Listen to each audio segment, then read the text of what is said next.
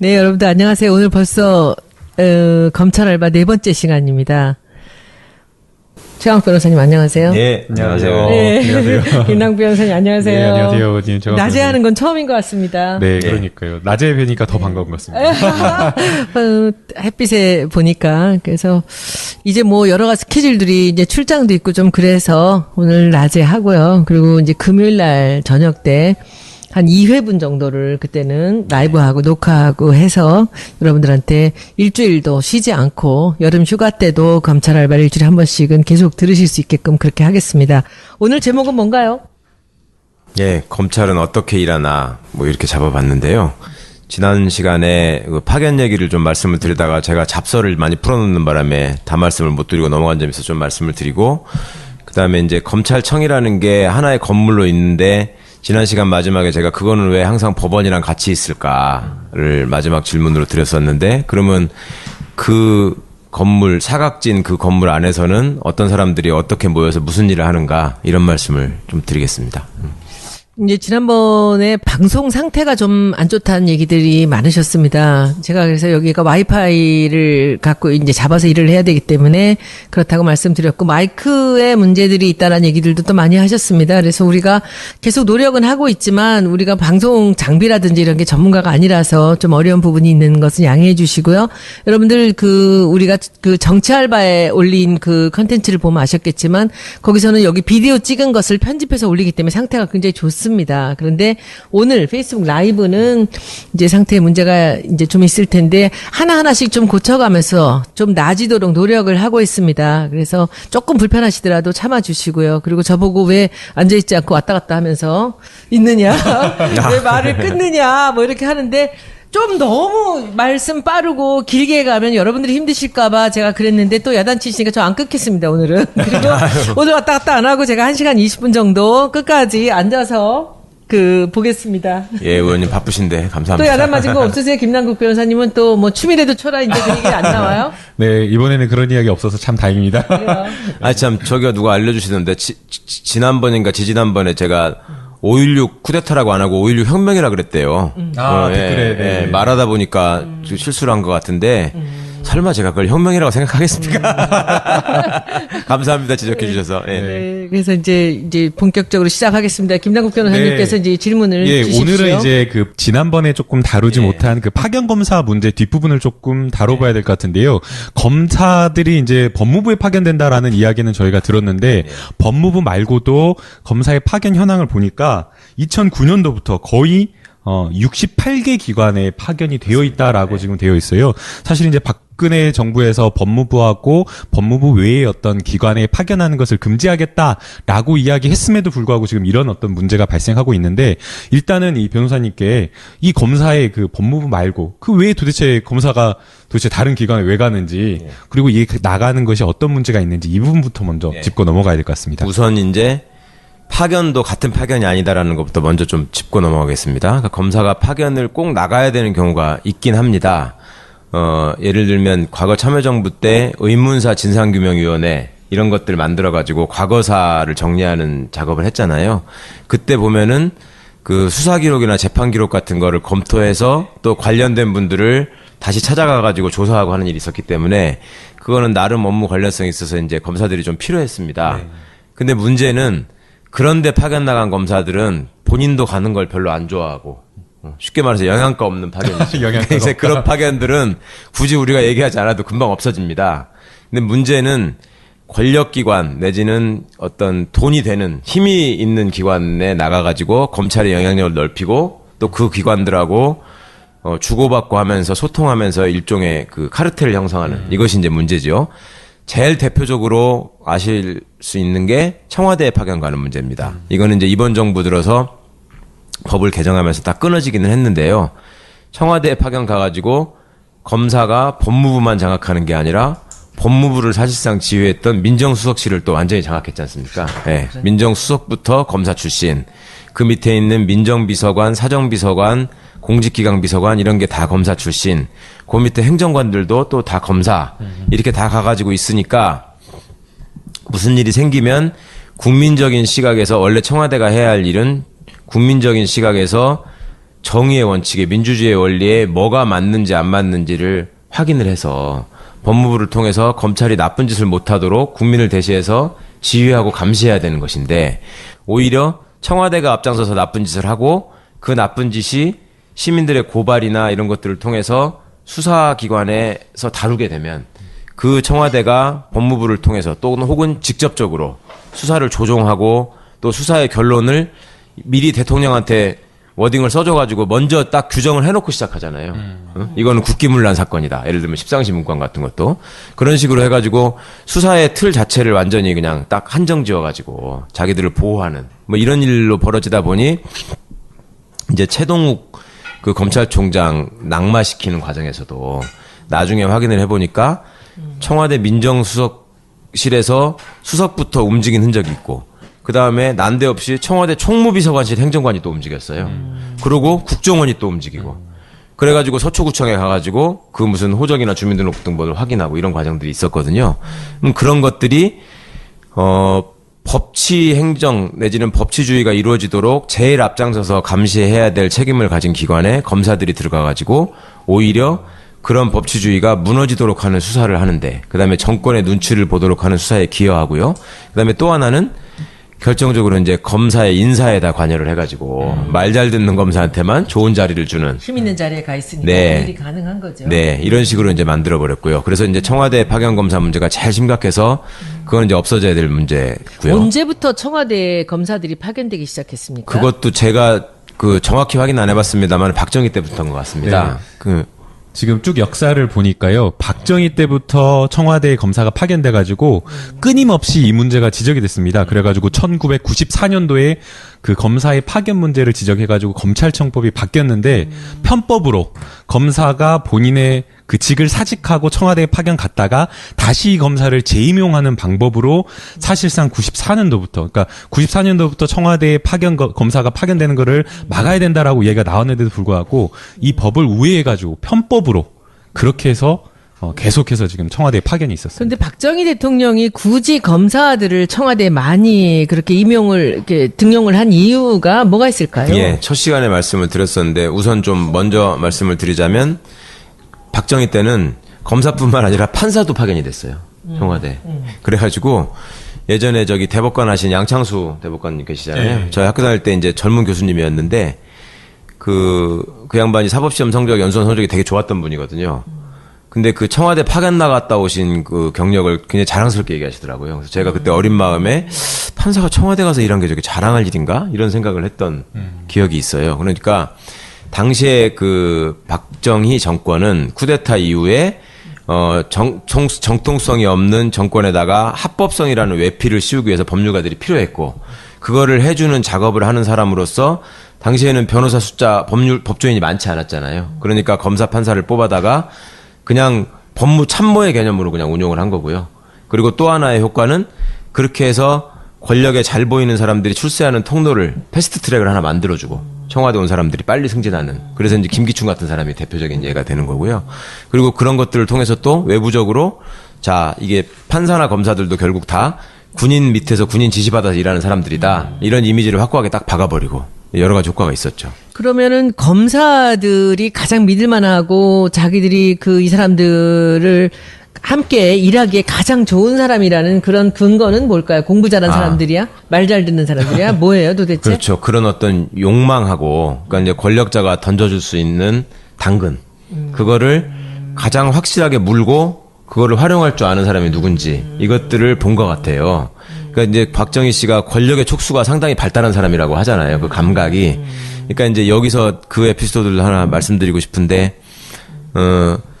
애초에 이제 이게 검찰 조직이 망가지기 시작한 이유가 왜 소년등과한 사람들이 출세욕에 사로잡히게 되고 또 그 과정에서 이제 남들보다 앞서 나가는 사람들을 보게 되고 나도 저렇게 되고 싶다라는 욕망을 가지게 되고 그 과정에서 권력하고 결탁하고 이런 모습들을 이제 말씀을 드렸었는데 이걸 이제 극명하게 확인하게 된 계기가 있었어요. 나중에 박정희 죽고 나서 이게 확인이 됐는데요.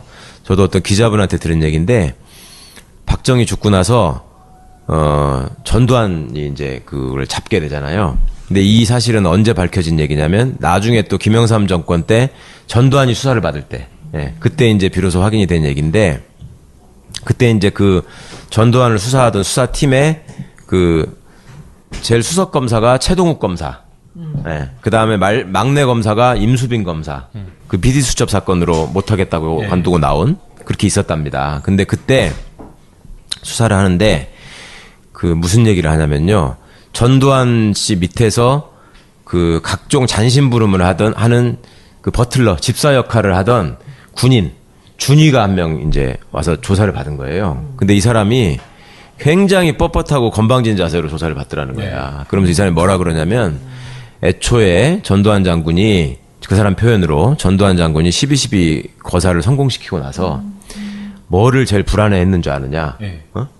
당신들은 그때 다 끝내가지고 전두환이 딱 잡았기 때문에 굉장히 안심하고 이제 쫙 밀어붙였을 거라고 생각을 하겠지만 사실은 전두환이 그때 불안해했다는 거예요. 그래서 정치권이 불안했을까? DJYS가 불안했을까? 뭘 불안했을까 했더니 전두환이 검사를 제일 두려워했대요. 그래서 그게 무슨 말이냐? 그러니까 자기들이 정권을 잡게 되면 이제 민간인으로 돼야 되잖아요. 군복을 벗고. 그러면 이제 검사의 수사 대상이 되잖아요. 그러면 그렇게 됐을 때 검사들이 만약에 그 타고난 어떤 자존심이나 옛날 같으면 뭐 선비의 기계를 앞세워가지고 너네들 쿠데타 불법이다. 그다음에 그 하수인부터 우리가 유법사실 찾아내서 처벌하겠다. 그리고 이제 그 중간에 권력을 잡게 되면 해먹는 게 있을 거 아니에요. 비리 같은 것들. 네. 그것들을 수사하겠다고 치고 나오면 자기가 가만히 생각해보기에 대책이 없다. 검사가 법으로 하겠다는데 그렇잖아요. 그래가지고 걱정을 하고 있었대요. 전두환이. 근데 그 대목에서 최 변호사님은 어떻게 생각하세요? 검사들을 너무 과대평가한 거 아니야? 그렇죠. 그러니까 전두환이 좀 무식한 거였죠. 그 사람만 하더라도 청와대 경호실 근무를 하면서 내는 박정희 대통령 뭔가 밑에 의식이 있을 거라고 생각한 거지. 그렇죠. 근데 사실은 없는 거지. 네. 그러니까 그때는 그래도 우리는 군대에서 명령복종에 길들여진 사람이니까 그냥 시키는 대로 하지만 검사들은 박 대통령이 박정희가 워낙 강력한 사람이니까 할 수 없이 그때 숙이고 있었을 수 있다. 그러니까 박정희보다 약한 내가 잡으면 머리를 쳐들고 덤비기 시작하면 내가 힘들 거다. 이 걱정을 한 거죠. 근데 그래서 이제 아까 의원님 말씀하신 그거하고 이제 연결이 될 것 같아서 이 말씀을 드리는 건데, 그러니까 전두환이 그 걱정을 하고 있는데 안심하게 된 계기를 이 준위 이 사람이 설명을 하더래요. 그게 뭔지 아냐? 그래서 뭐냐 그랬더니 어느 날 이제 이렇게 준위가 그 사람이 사무실에서 이렇게 있는데 검사장이 자기를 찾아왔다는 거야. 검사장이 검사장이 준위를 찾아왔는데 그냥 안 찾아오고 돈다발을 이만큼 싸가지고 와가지고요. 이 준위한테 이렇게 갖다 바치면서 거의 무릎 꿇는 자세로 갖다 바치면서 어르신한테 내 얘기를 좀 잘 해달라. 내가 아무개인데 그 어르신은 전두환을 얘기하는 거죠. 그래가지고 그거를 딱 갖다 바치고, 근데 이 사람이 준위가 볼 때 기가 막히더래. 그 명색이. 야, 그때만 해도 정말 그 과거급제했다고 얼마나 진짜 검사를 막 이렇게 할 때입니까? 그 중에서도 검사장이 와가지고 나한테 이 정도로 하는구나. 야, 권력이 좋긴 좋구나. 한편으로 생각하면서 이 사람이 마음 한구석으로는 야, 검사가 뭐 이래 이런 생각을 했다는 거죠. 검사 별거 없네. 뭐 이런 생각했겠네.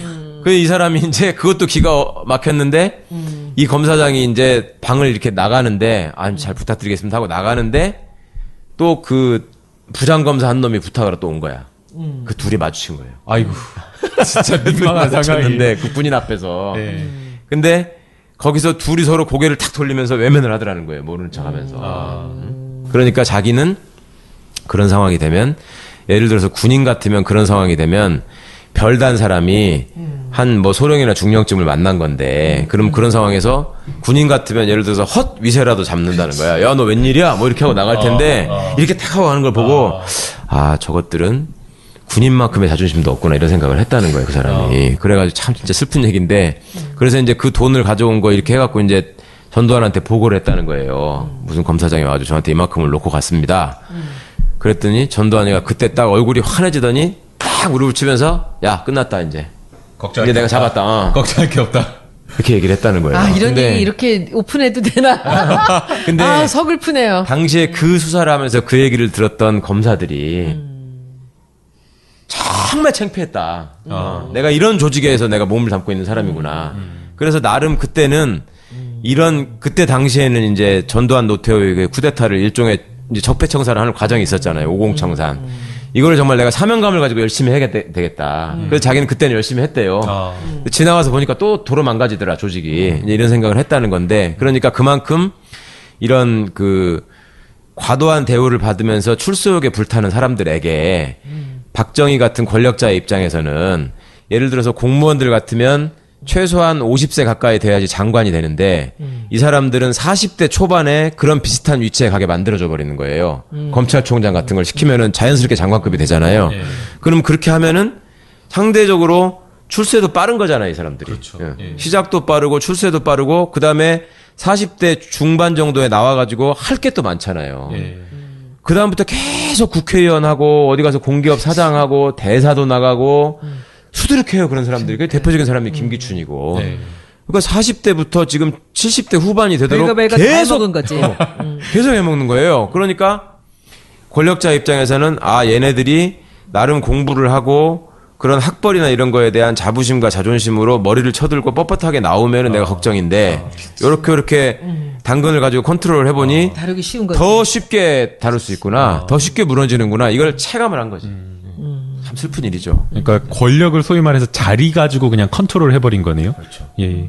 실제 그 박근혜 정부 때 청와대에 파견 나갔던 검사들 어디로 갔나 한번 확인을 해봤어요. 그러니까 전 민정비서관을 했던 권정훈 검사가 검사장 승진 코스라고 하는 영순위 인권국장. 네, 법무부 인권국장으로 복귀를 했고요. 뭐 대표적인 것만 뽑으면 그 다음에 심지어는 그 민정수석실에 행정관 했던 검사도 좋은 보직으로 갔더라고요. 대검 범죄 정보 담당관. 그러니까 모든 그 범죄 첩보와 관련된 아주 민감한 정보를 다루는 것으로 갔고요. 또 하나만 더 뽑아보면 청와대 특별감찰관에 반장을 했던 이창수 검사는 또 법무부의 검찰과 그 인사와 예산을 다루는 검찰과 검사로 또 갔더라고요. 그러니까 청와대에 갔기만 하면 그 다음 보직은 그 뒤로는 막 그냥 꽃길로 가는 거죠. 그 전에는 더 노골적이었던 게 저 검사들이 파견을 갔다가 돌아오면 조금 있다가 승진을 했어요, 그래도. 그런데 이명박 때는 지금 이번에 옷 벗은 김진모 검사장이라는 사람이 이명박 말기에 민정비서관을 했는데 그때 터진 사건이 이제 민간인 사찰 사건이었습니다. 그때 이제 뭐 디가우징 해가지고 기록을 다 없애고 한 거를 지시한 게 사실상 김진모 민정비서관 아니었냐라는 의혹을 굉장히 받았거든요. 그 사람이 민정비서관 마치고 돌아오자마자 바로 검사장 승진을 시킵니다.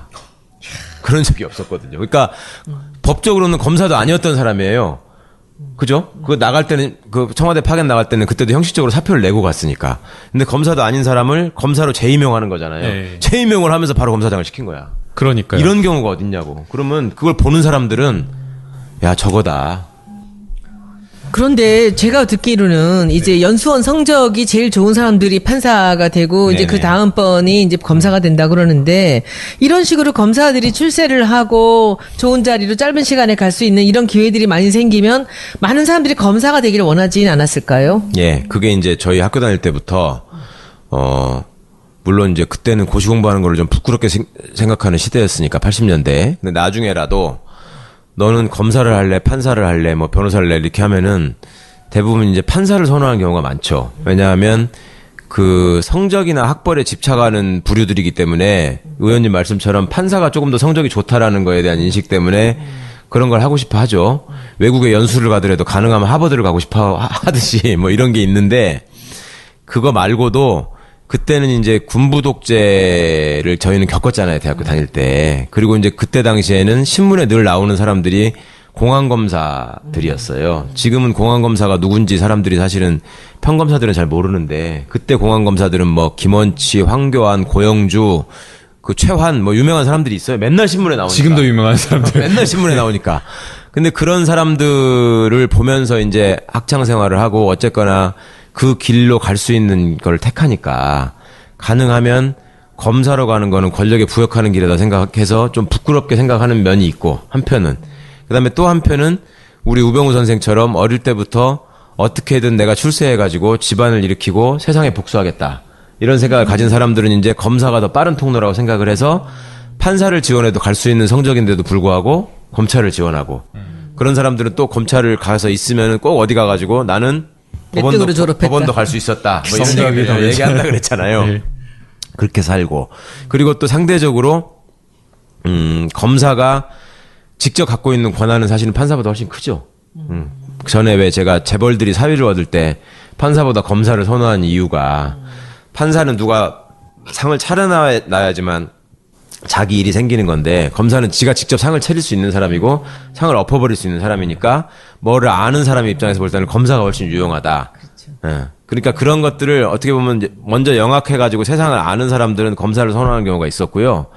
이 대목에서 조금 또 가슴 아프고 놀라운 일은 그때 당시에 운동권들 이제 70년대 80년대에 극렬 운동권들이 있었잖아요. 그 운동권들이 뭐 감옥도 갔다 오고 내지는 뭐 수배 생활도 좀 하고 뭐 노동운동 현장에도 들어갔다 오고 이러다가 87년 이제 6.29 선언 이후에 사회가 외양으로 이제 민주화가 진전이 되다 보니까 계속 그 생활을 이제 하는 걸 중단하고 고시 공부를 시작한 사람들이 많거든요, 그때. 그래갖고 옛날 운동권 출신으로 고시 합격한 사람이 되게 많습니다. 누구예요? 예를 들면? 예를 들면 뭐 이종걸 의원 같은 경우도 나름 운동권이었고. 그렇습니까? 네. 그리고 뭐 지금 검찰에 남아있는 사람들 중에도 예를 들면 지난번에 이제 저 김수남 총장 앞에 했었던 김진태 검찰총장. 네. 그분 같은 경우는 민청학년 사건에 연루돼가지고 수배돼서 계속 산골로 도망다니면서 절에서 계속 숨어 다녀가지고 스님들하고 많이 알아요. 그런 분도 있었고, 그 다음에 80년대 운동권들도 많이 있는데, 이 사람들이 고시를 합격하게 되면, 사람들이 뭘 생각하겠어요? 그 사람들이 고시 공부하는 이유는 자기가 실제로 형사 절차를 통해서 겪었던 그 인권 침해, 그 다음에 그 약자들, 서민들, 노동자들의 어려움을 대변하는 세칭 인권 변호사나, 그런 인권 운동가가 되지 않을까라고 많이 기대하실 거 아니에요? 근데 물론 그런 일을 하는 사람들도 많이 있지만, 검사나 판사를 지원해서 간 사람들도 꽤 많았습니다. 그러면 검사나 판사를 지원할 때 뭐를 더 많이 갔을까, 운동권들이. 그것도 그냥 생각해보면 판사를 갔을 것 같잖아요. 제가 아까 말씀드리기를 군부독재에 그걸 다 겪은 사람들인데. 예, 부끄럽게 생각하니까 검사는. 근데 검사를 훨씬 많이 갔어요. 보상을 받고 싶은 거지. 그것도 있고, 지나고 나서 생각해보니까, 그러니까 학생일 때부터 권력 의지가 있었던 것 같아요. 그러니까 그때는 학생운동을 하는 사람이 어떻게 보면 헤게모니를 잡는 그 학교 안에 권력자잖아요.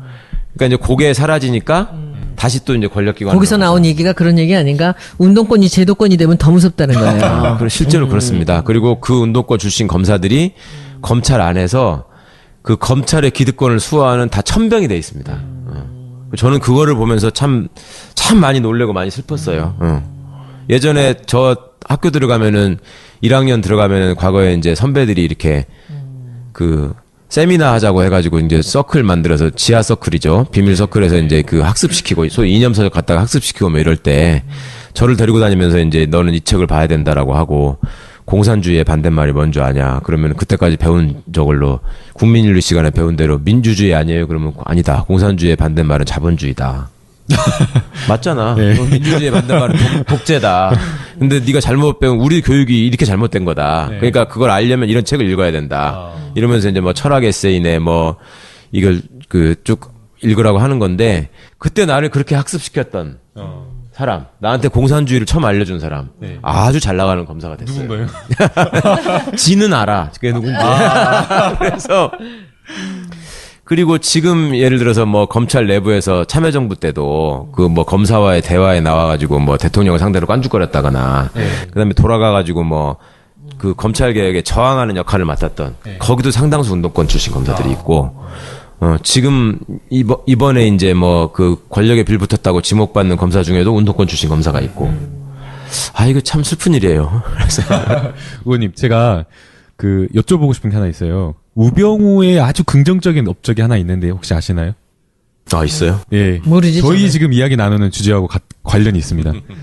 그 청와대에 검사가 파견되는 것을 금지해야 된다라고 하는데 우병우 때문에 그 법이 통과가 안 되다가 올해 그 2월 23일경에 통과가 돼서 진짜? 예, 통과가 이제 못 가요, 돼서 검사? 예, 이제 그 그 청와대 비서실에 직 공무원이 되려고 하면 검사직에서 퇴직한 지 1년이 지나야 되고요.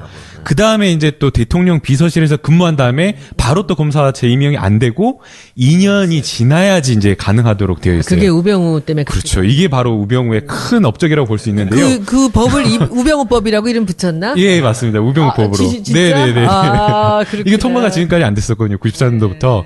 그래서 지금 이제 여기서 이제 변호사님께 또 저희가 또 질문을 드려야 되는데, 변호사님, 지금 그 민정수석실 보면, 민정수석은 조국 민정수석, 그러니까 법대 교수님, 법학 교수님이 가 계시는데, 그 밑에 비서관들 보면, 또 여전히 그 검사들이 가 있는 거 아니냐라는 또 이런 이야기가 있어요. 그래서 지금의 민정수석실에 검사가 가 있긴 하지만 그 과거의 그 검사 파견과는 다르다. 이 부분을 조금 설명을 해주시면 좋을 것 같아요. 과거하고 무슨 차이가 있냐면요. 민정수석실 밑에 4개의 비서관이 있습니다.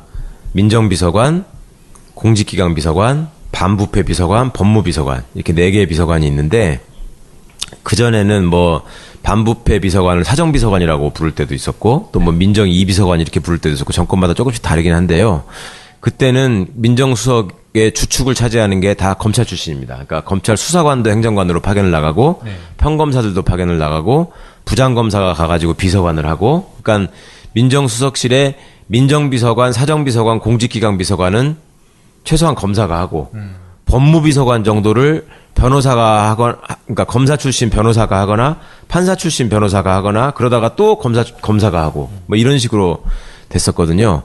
그러니까 그 민정수석실을 완전히 장악하고 있었을 뿐만 아니라 또 하나가 뭐가 있냐면 사정비서관은 공직자를 감찰할 수 있는 기능이 있어가지고 공직자들한테 아무 때나 이렇게 암행어사처럼 가가지고 이렇게 조사를 할 수 있어요. 그래가지고 불러다가 뭐 이렇게 그 장관도 불러다가 장관도요? 네, 장관도 불러다가 당신 뭐 저기 식구가 이런 일들을 그 아들이 예를 들어서 아버지 이름 팔아가지고 이런 사업과 관련해서 돈을 받아먹는다는데 어떻게 하나 이런 조사들을 할 수 있었거든요. 근데 그 외에 또 민정비서관 밑에 그 지금 아까 이제 특별감찰반장, 특감반장이라고 하는데 그것도 검사가 한단 말이에요. 그 밑에는 이제 경찰 직원, 국세청 직원, 국정원 직원, 검찰 직원들을 쫙 밑에다가 놓고 이게 또 별동대로 움직여요. 그래서 특감반들이 돌아다니면서 이번에도 왜 그 문체부 그 감사관들인가요? 아니 감사관들 불러다가 왜 옷 저기 양말 다 벗으라고 그러고 뭐 거기서 막 쌍욕하고 뭐 이랬다는 사람들 있잖아요. 그게 그 사람들이거든. 그러니까 이제 그리고 청와대 내 직원들을 또 직원들의 비위 감찰도 민정에서 하는 거예요.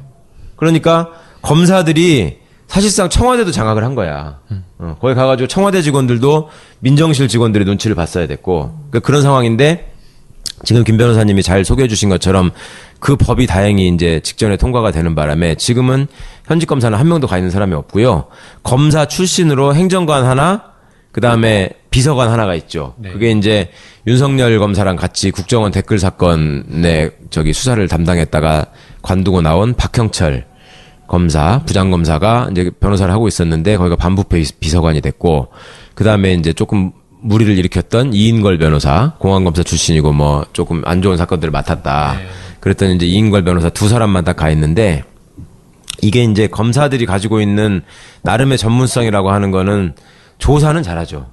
사람들 뭐 조사해가지고 사실 확인하고 이러는 거는 잘하는데 그 외에 이제 거에 대해서는 인사 검증이니까 민정수석실의 기본 기능은 그 이제 공직기강 비서관은 이번에 감사원 출신이 오셔가지고 공직기강 비서관을 하고 있고 법무비서관은 판사 출신이 와서 하고 있고 그 다음에 민정비서관은 정치인 출신 백원우 비서관이 하시는 거죠. 그리고 또 민정비서관에 있었던 그 특감반 특별감찰 기능을 또 떼가지고 반부패 비서관으로 옮겼습니다. 그러니까 어떤 무소불위의 권력을 휘두르던 그런 민정실의 기능이 조금 축소된 면이 있고 그 다음에 적어도 검사에 의해서 포위되거나 포획된 상황이 전혀 아니고 그리고 그런 청와대에서부터 일종의 그 탈검찰화가 실현이 돼야지만 법무부의 탈검찰화가 가능하다라는 대통령의 의지도 또 강력하게 있으셨고 또 제도적으로 그게 또 다행히 정리가 됐고 그래서 이제 이번 민정수석은 그래서 처음 그 지명되고 나서 왜 기자회견을 할 때 기자들이 그걸 물었잖아요. 앞으로 수사지휘는 어떻게 하실 겁니까? 이런 거 물었잖아요. 그 질문 자체로 말이 안 되는 얘기잖아, 사실은. 그걸 하면 안 되는. 기자가 무한해지는데. 근데 하도 말이 안 되는 일을 너무나 일상적으로 하니까 청와대 출입기자 입장에서는 당신은 어떻게 할 거냐 이렇게 당연히 또 물어보는 거죠. 그러니까 조국 수석이 민정수석은 수사지휘를 해서는 안 됩니다. 요 딱 한마디로. 그렇죠. 예. 검사의 그 외부기관 파견은 이 정도로 정리를 하면 아니, 조금만. 더 있을까요? 나머지 부스러기들이 무슨 문제가 있냐면 청와대만 가 있는 게 아니라 국정원도 검사들이 파견을 가고요. 그 다음에 국회에도 나와 있습니다. 국회에도 검사가 2명 있습니다. 아, 그래요? 예, 법사위에 가면은 부장검사 하나, 평검사 하나 이렇게 나와 있습니다. 그렇게 있고, 그 다음에 무슨 금융기관 이런 데 또 많이 나가 있어요. 네. 예보 같은 데 가 있고, 또 지방자치단체에 가 있는 경우도 있고, 외교부에 파견을 나가가지고 대사관에도 가 있고, LA 총영사관에도 가 있고, 많이 있거든요. 근데 이제 여기서는 어떤 문제가 있냐면, 검사 직급이 인플레돼 있다 그랬잖아요. 그러니까 거기 가면은 엄청나게 좋은 대우를 받아요. 그러니까 거의 그 기관의 거의 2인자가 돼요. 부장검사가 가면. 1급 대우를 받으니까. 그런 이제 공공기관들 같은 경우에는 기관장들이 되게 차관급 의전을 하거든요. 그러니까 1급이니까 2등이죠, 거기서. 그리고 이제 검찰이라는 막강한 힘이 있으니까 하시라도 그 사람들의 민원의 통로가 되는 거야. 무슨 사건이 있는데 좀 봐달라. 내지는 그 기관을 뭐 수사하거나 하는 게 있으면 좀 막아달라. 내지는 정보를 알려달라. 이런 게 있을 수 있고. 그렇죠. 예. 네. 그 다음에 검찰 입장에서는 그런 나름의 힘 있는 기관에 들어가가지고 그 기관의 속성을 다 활용한 다음에 그 영향력을 발휘하는 창구가 되고 그게. 그 다음에 나중에 이제 검사를 관뒀을 때 취업 통로로도 기능할 수 있고 이런 문제들이 있죠. 그리고 굳이 파견을 가지 않더라도 또 어떤 웃기는 일이 생기냐면 그 정부 부처들이 합동해가지고 이렇게 어떤 정책과 관련한 회의를 할 때가 있잖아요. 네. 그러면 각 부처에 이렇게 관계 부처 합동 회의를 하는데 이게 이제 국장급 회의, 과장급 회의 이런 걸 한다고요. 그럼 국장급 회의를 하게 되면은 예를 들면 국무조정실장 같은 사람이 총리실에서 네. 주관을 하는 회의를 하는데 그럴 때 국장급 회의를 하면은 다른 부처에서는 다 국장이 가는 거예요. 네. 국장은 의원님 그 국회에서 보면은 장관 바로 뒤에 앉아가지고 이거 뭐 써서 갖다 주는 사람들이 국장이잖아요. 그게 되게 나이가 50이 된 사람들이거든요. 네네. 공무원 생활들 한 30년 가까이 한 사람들. 법무부 국장들은 검사장들이 국장을 한단 말입니다. 인권국장 하나만 빼고. 그러니까 법무부의 국장은 차관급이에요. 뭐야 자기네만 차관급이야 맨날. 그러니까 아 진짜 어디 가나 자기들은 다 차관이야. 네. 그러니까 국장급 회의를 할 때 법무부는 국장이 안 가고 과장이 갑니다. 어머. 과장이 가요. 과장이 가는데 중앙부처의 국장들은 2급, 3급이에요. 이 2급이 대부분이고 3급이 일부 있고 그런 건데 제가 말씀드렸잖아요. 법무부의 과장은 부장검사급이 하는데 네. 이건 1급이라 그랬잖아. 네. 그러니까 가면은 국장급 회의를 하는데 과장이 유일하게 한 명 가는데 제일 상석에 얘가 앉는 거야. 참. 1급이니까. 근데 그거를 다른 부서의 국장들은 다 용인을 한단 말이에요? 그렇죠. 검사니까. 아이씨. 기가 막힌데요. 기가 막혀. 그래가지고 검사들도 그 정도인 줄을 모르고 그 회의를 갔다 와가지고 뿌듯해하는 경우가 많아요. 그 총리실에서 주관하는 회의를 갔는데 국장급 회의인데 나보고 가라고 그래서 내가 갔는데 나는 과장이라서 그래도 좀 말석에 앉힐 줄 알았더니 총리 바로 옆에 앉는 거야, 지가. 이런 거를 우리 최 변호사님 아니면 이 얘기를 어디 가서 들을까? 진짜 기가 막힌 일이네요. 이 검사들이 그러니까, 그 변호사님 너무 싫어할 것 같아요. 네, 굉장히 싫어하는데 오늘 점심 때도 만나서 맛있는 거 사주더라고요. 살살 좀 하라고? 혹시 그 사람들은 이걸 보고 있을까? 모르죠. 뭐 봐도 안 봤다고 할 것 같은데. 제가 그 연락을 좀 받았는데요. 그 댓글 사법연수원생도 저희 방송을 듣더라고요. 그래서 또 댓글 남겨주신 분이 있었고 또 실제 또 평검사 분들 중에 검사 일하시는 분들도 저희 방송을 듣고 많이 느끼는 바가 있었다. 그렇게 이야기를 하시면서 그 사람은 착하신 분이네. 다만 이러면서 다만 뭐예요? 다만 검사들의 대부분은 힘들게 일하고 있다라는 것을 좀 이야기 좀 해주시라고 변호사님께 꼭 이 말 전해주라고 그렇게 이야기를 하더라고요. 그럼 이제부터 우리 검사는 어떻게 일하나 예. 힘들게 일하는 그 검사분들은 어떻게 대충 일하고 그렇지 않은 사람들은 지금 어디서 뭐라고 일하더라. 네, 그 얘기 해도 되는 거죠? 네, 검사 시켜야지 하는 거지. 네. 자연스럽게 넘어가면 될 것 같습니다. 실제로 검사들이 진짜로 일을 많이 합니다. 고생을 하는데요. 그 고생하는 검사가 이제 한정돼 있다는 게 문제죠. 이게 다 그런 게 아니라는 게 문제죠. 아까 말씀드린 지난 시간에 말씀드린 것처럼 우리나라에 2,000명이 좀 넘는 검사가 있는데 그 중에 직접 수사를 하고 기소를 하고 밤을 새우고 고민하고 하는 검사는 1,500명이 안 된다고 제가 말씀드렸잖아요. 그리고 그것 때문에 예전부터 검사는 올라갈수록 편하고 시간이 갈수록 편한 직업이다. 판사는 시간이 갈수록 힘들다. 이렇게 얘기를 했었습니다. 그러니까 판사는 처음에는 그 도제식 시스템으로 해서 부장판사가 재판장이 돼가지고 다 이렇게 어떤 방향을 잡아주고 토의한 결과에 따라서 판결문만 쓰면 되는데 올라가면 올라갈수록 봐야 되는 기록이 많아지고 책임이 늘어나거든요. 그러니까 과거에 판사가 된 사람 중에 그 일화가 몇 가지가 있는데 우리나라에서 최연소 대법관이 된 기록을 세운 분이 이회창 씨거든요. 남자 중에서. 46인가 대법관이 됐어요. 근데 그분이 대법관 되고 나서 6개월 만에 검은 머리가 전부 다 하얗게 새버렸어. 그러니까 거기서 대법관 일 많잖아요. 네. 그 기록을 다 봐야 되니까. 그래가지고 이제 그게 판사가 일 맡아는 일화가 됐는데 검사는 일단 어느 정도 연차가 쌓이면 자동으로 부장검사가 되고 부장검사가 되면 그때부터는 결재만 하는 게 되니까 상대적으로 편해지는 거죠.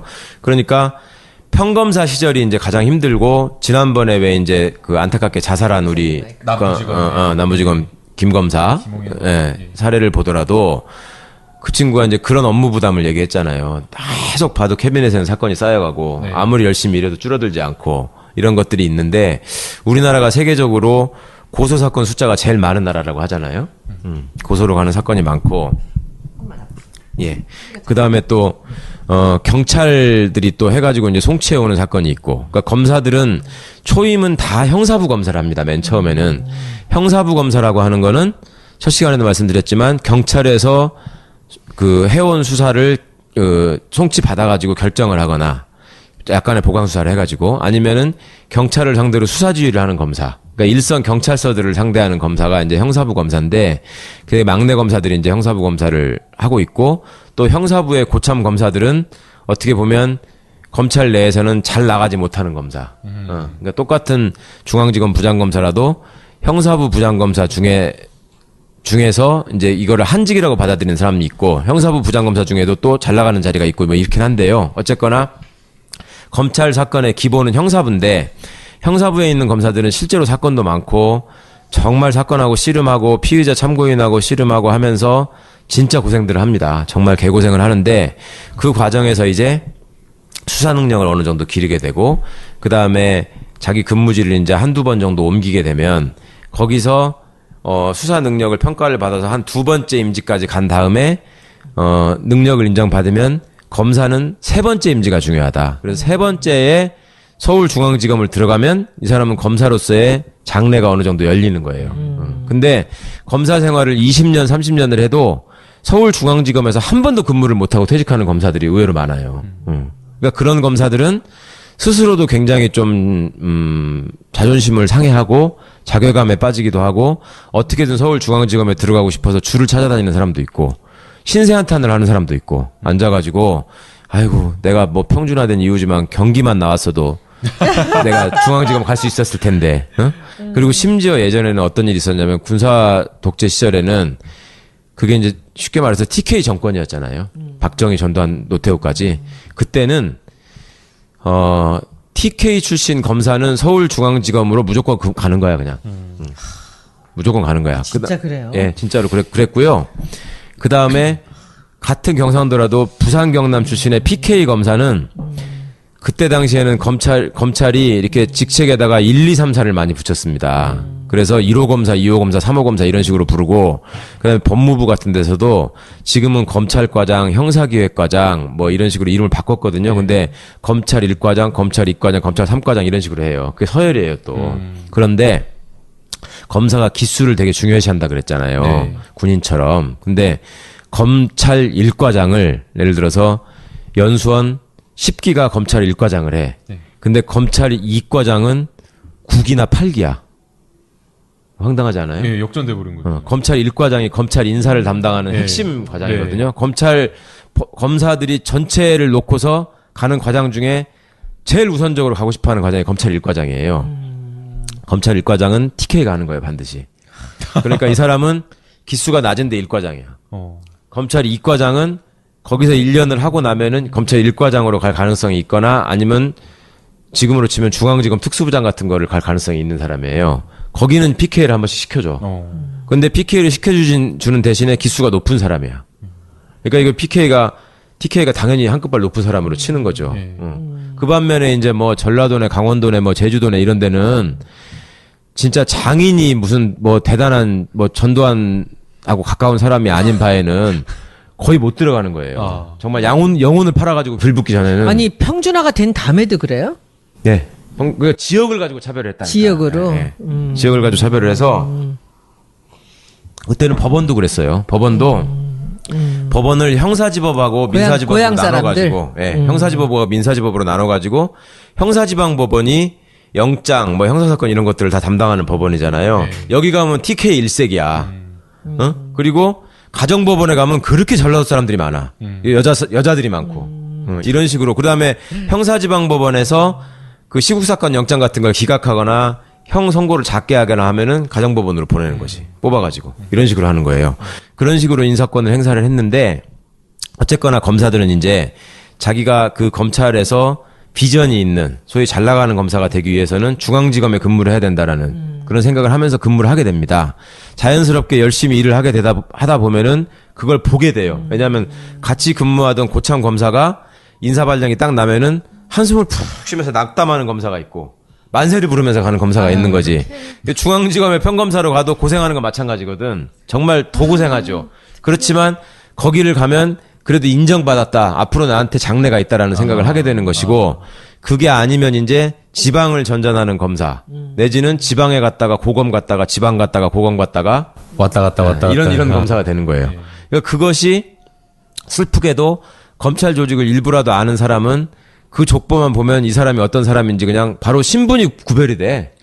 얘는 귀족 검사, 얘는 육두품 검사, 이걸 그냥 우리 저기 검찰청에서 전화 받아주는 여직원도 그 사람 거쳐온 경력만 보면 바로 아는 거예요, 이거를. 얘는 그러니까 비전이 그게 있다, 능력이 없다. 아니라는 거잖아, 그게.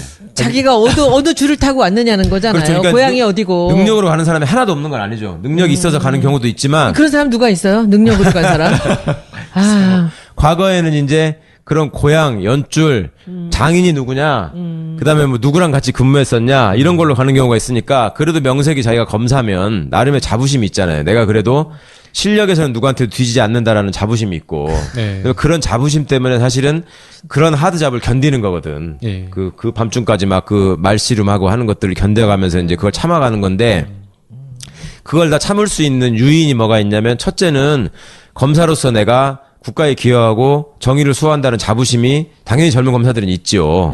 그리고 또 하나는 이렇게 내가 열심히 일을 하면은 틀림없이 보상을 받을 것이다, 인사로. 이런 기대가 당연히 있잖아요. 조직에서 일하는 사람은. 그런데 이것이 가면서 그 인사 원칙이라고 하는 것이 무엇인가를 계속 신경 쓰면서 일을 할 수밖에 없는 것인데, 그게 잘 나가는 사람들을 보면, 아니, 저게는 능력이 있다라고 인정할 수 있는 사람도 있지만, 저게 능력도 없는데, 이렇게 해서 가는 사람이 있는 거예요. 그리고 그런 사람들이 또 내부적으로 다 알려져. 그게 이제 워낙 그렇게 되니까. 그래서 예전에 대표적으로 박희태 씨 있잖아요. 그 맨날 무리를 일으키는 손녀인 줄 알았다고 하면서 막 누구 가슴이나 찌르고 다니는 이런 그 박희태 씨가 그 고검장 출신이에요. 고검장 출신이었고 법무부 장관을 한 일주일인가 열흘인가 했을 거예요. 그 따님이 무슨 이중국적인가 뭔가 해가지고 낙마했었는데 하여튼 그 박희태 씨 사위가 검사였어요. 네. 사위가 검사죠. 네, 그 검사가 또 그 저기 스폰서 검사로 또 문제를 이번에 일으켜가지고 또 문제, 구속됐잖아요. 근데 이제 예를 들면 그런 검사들을 검찰 내부에서 사위족이라고 하는데 사위족. 그러니까 이제 사위가 장인어른이 검사장 이상의 검찰의 주요 간부였거나, 부자는 아니고. 부자는 이제 아예 그 재벌집. 그러니까 우병우는 사위적 아니에요? 우병우는 재벌족 사위족인데 좀 이류 사위족이지. 재벌도 아니고 거기는 그냥 돈 많은 그렇지. 부잣집이잖아. 재벌도 아니고. 그러니까 거기는 그 사위족 레벨에서도 조금 처지는 사위족이었긴 한데 이제 돈이 무지하게 많긴 했죠. 실질적으로. 근데 그런 친구들의 경우에는 인사가 있을 때마다 장인어른이 가만히 안 있을 거 아니에요. 자기도 장관을 하고 검사 출신인데. 그러니까 그런저런 음으로 양으로의 이렇게 영향력을 미치게 되고 그런 사람들이 가는 자리를 보면 본인은 아니라고 얘기를 하는데 예를 들면 검사들이 선호하는 외부 힘 있는 자리 파견 보직. 그 다음에 외국 연수 말고 아까 제가 LA 총영사관 뭐 미국 대사관 이런 데도 간다 그랬잖아요. 그런 데 가서 근무하면 좋잖아. 하는 일도 없이 그냥 가서 대접만 받으면서 노는 건데 그런 데를 가는 거예요, 이제. 갔다가 그런 자리에 가면 최소한 이제 그 인사 텀이 있잖아요. 그 텀을 맞춰가지고 와야 될 거 아니에요. 그런데 그 사이에 좋은 자리가 하나가 비는 거야, 갑자기. 응? 그러니까 내가 LA 총영사관에 가 있었어. 그런데 검찰 이과장이 비었어, 갑자기. 무슨 빨리 비행기 타고 와야겠네요. 그러면 검찰 이과장이 들어가면 그 다음에 검찰 일과장이 될 가능성이 굉장히 높아지는 거예요. 그럴 때 장인어른을 동원하는 거죠. 그래가지고 압력을 넣어. 그러면 그 자리에 원래 정상적으로 가게 될 사람들이 있는데도 불구하고 제끼고 들어가는 거예요. 그럼 뭐 당연한 거지 그거는. 그럼 표가 팍 나잖아요, 이제. 예, 그러면 그 과정에서 이제 국회의원 백도 동원되고 이제 온갖 장관 백 막 이제 세상에 백이란 백은 다 동원이 되는데 그게 이제 또 슬펐던 거는 서울중앙지검의 부장검사로 또 발령이 날 때는 부장검사 중에서도 특수부장, 공안부장, 요새는 금융조세조사부장이라는 소위 요직들로 발령이 날 때는 이 여당하고도 협의를 해요. 네. 인사하기 전에. 여당에서도 오케이를 해야 돼. 이거 거기서 또 지역 안배를 해요. 그래가지고 본적이 저기가 아니면 이제 원적지라도 찾아가지고 가능하면 전라도 사람, 경상도 사람, 뭐 수도권 사람을 이렇게 배분해서 넣으려고 하는 모양을 갖춰요. 그게 그만큼 막강한 자리라는 거죠. 그러면 그게 예전에 이제 검사들 사이에서 회자되는 얘기로 왜 그렇게 그런 자리들을 좋아하느냐라고 하면 이게 이제 사실로 확인된 건 아니지만 예전에 그 떡값 검사 사건 있었지 않습니까? 네. 그때 지금 중앙일보 홍석현 씨 동생이 홍석조 씨라고 거기도 검사 광주지검장 하셨던 고검장까지 했죠. 네. 경기고 나오시고 서울대 나오신 분인데 홍석조 씨가 그때 이제 또 그 떡값 심부름을 했다라고 그때 이제 그 내 친구 사돈이야. 자료에. 지금 보강 회밀리마트 회장이잖아 그분이. 근데 하여튼 그런 것들을 하고 검사들을 관리할 적에 내부에서 돌았던 소문 중에 그런 게 있었어요. 그러니까 서울중앙지검 검사장한테는 같은 검사장이라도 어떤 명절 선물이나 생일날 선물이 올 때 이건희 명의의 선물이 오고요. 그건 저도 결혼식장 같은 데 가보면은 이건희 씨는 그 화환 같은 거 보낼 때 엄청나게 비싼 거 이렇게 딱 놓고서 거기다가 삼성, 이건희 이렇게만 한문으로 딱 써가지고 이렇게 붙여서 보내더만요. 그런 선물이 오고 같은 검사장이라도 저 춘천 검사장한테는 삼성전자 회장 명의의 선물이 가는 거예요. 그러니까 이게 레벨루가 다른 거지. 등급을 나누는 거예요. 레벨루가 다른데 서울중앙지검 특수부장 같은 경우에는 통상의 경우 같으면 예를 들면 삼성전자의 사장급이 떡값이나 뭐 선물을 보내면 맞은데 중앙지검의 특수부장이 되면은 이건희 이름으로 올 때도 있고 심지어 최소한 삼성전자 회장 이름으로 왔었다. 라는 얘기가 쉬쉬하면서 돌았던 거예요. 그러면 그거는 이 사람의 장래를 본다라는 거네요. 아니 그리고 그 사람의 그 신경을 쓰고 있다는 권한이나 거지. 이런 거를 이제 그 막강 의식하는 세니까. 거죠. 예. 그러니까 그런 것들이 사실이건 사실이 아니건 간에 어쨌거나 그런 소문들이 검찰 내부에서 돌고 있기 때문에 내부에서 조직 생활을 하는 사람은 거기에서 오는 이 비교 상대적인 박탈감 이런 게 되게 클 거 아닙니까? 그리고 그런 어떤 주목을 받는 검사가 되기 위해서는 검사는 언론에 나와야 돼요. 언론에. 판사와 검사의 결정적인 차이가 검사는 언론하고 친하게 지내야 되고 언론을 계속 의식하고 관리를 해요. 국회의원들하고 같네. 비슷해요. 예, 예. 그러니까 검사가 또 정치적으로 되는 면이 있기도 한데, 그러니까 어느 정도 이렇게 소위 잘 나가는 검사가 되면 기자들하고 다 이렇게 네트워킹이 돼 있어. 그래가지고 자기가 수사를 하는데 소위 뭘 던져주고 이렇게 도움을 받기도 하고. 기사를 좀 써달라. 그렇죠. 그렇게 해서 돌파를 하는 경우도 이번에 있고. 같은 경우도 그런 거네요. 검사들하고 비슷한 이 언론이 계속 서로 간에 공생하는 이익을 구조가 있죠. 나눠 갖는 거죠. 예, 공생하는 구조가 있는 것인데 그럴 때도 일종의 언론에서 관리가 되고 좋은 집안하고 연결이 돼 있는 검사들은 예를 들면 뭐 저기 청주지검 형사부에서 이번에 어디에 저 불량식품 일제 단속을 해봤더니 무슨 라면에서 뭐 벌레가 발견됐다 이런 게 나오면 기사가 나갈 때 청주지검 형사 일부가 단속을 했는데 하고 부장검사 아무개 이렇게만 나가는 게 일반적이거든요. 근데 그 와중에 그 담당 검사 이름까지 나가는 경우가 드물게 한 번씩 있어요. 멘트가 따지는 거지. 네, 이게 이제 그 잘 나가는 검사지. 뭘 좀 아는 검사죠.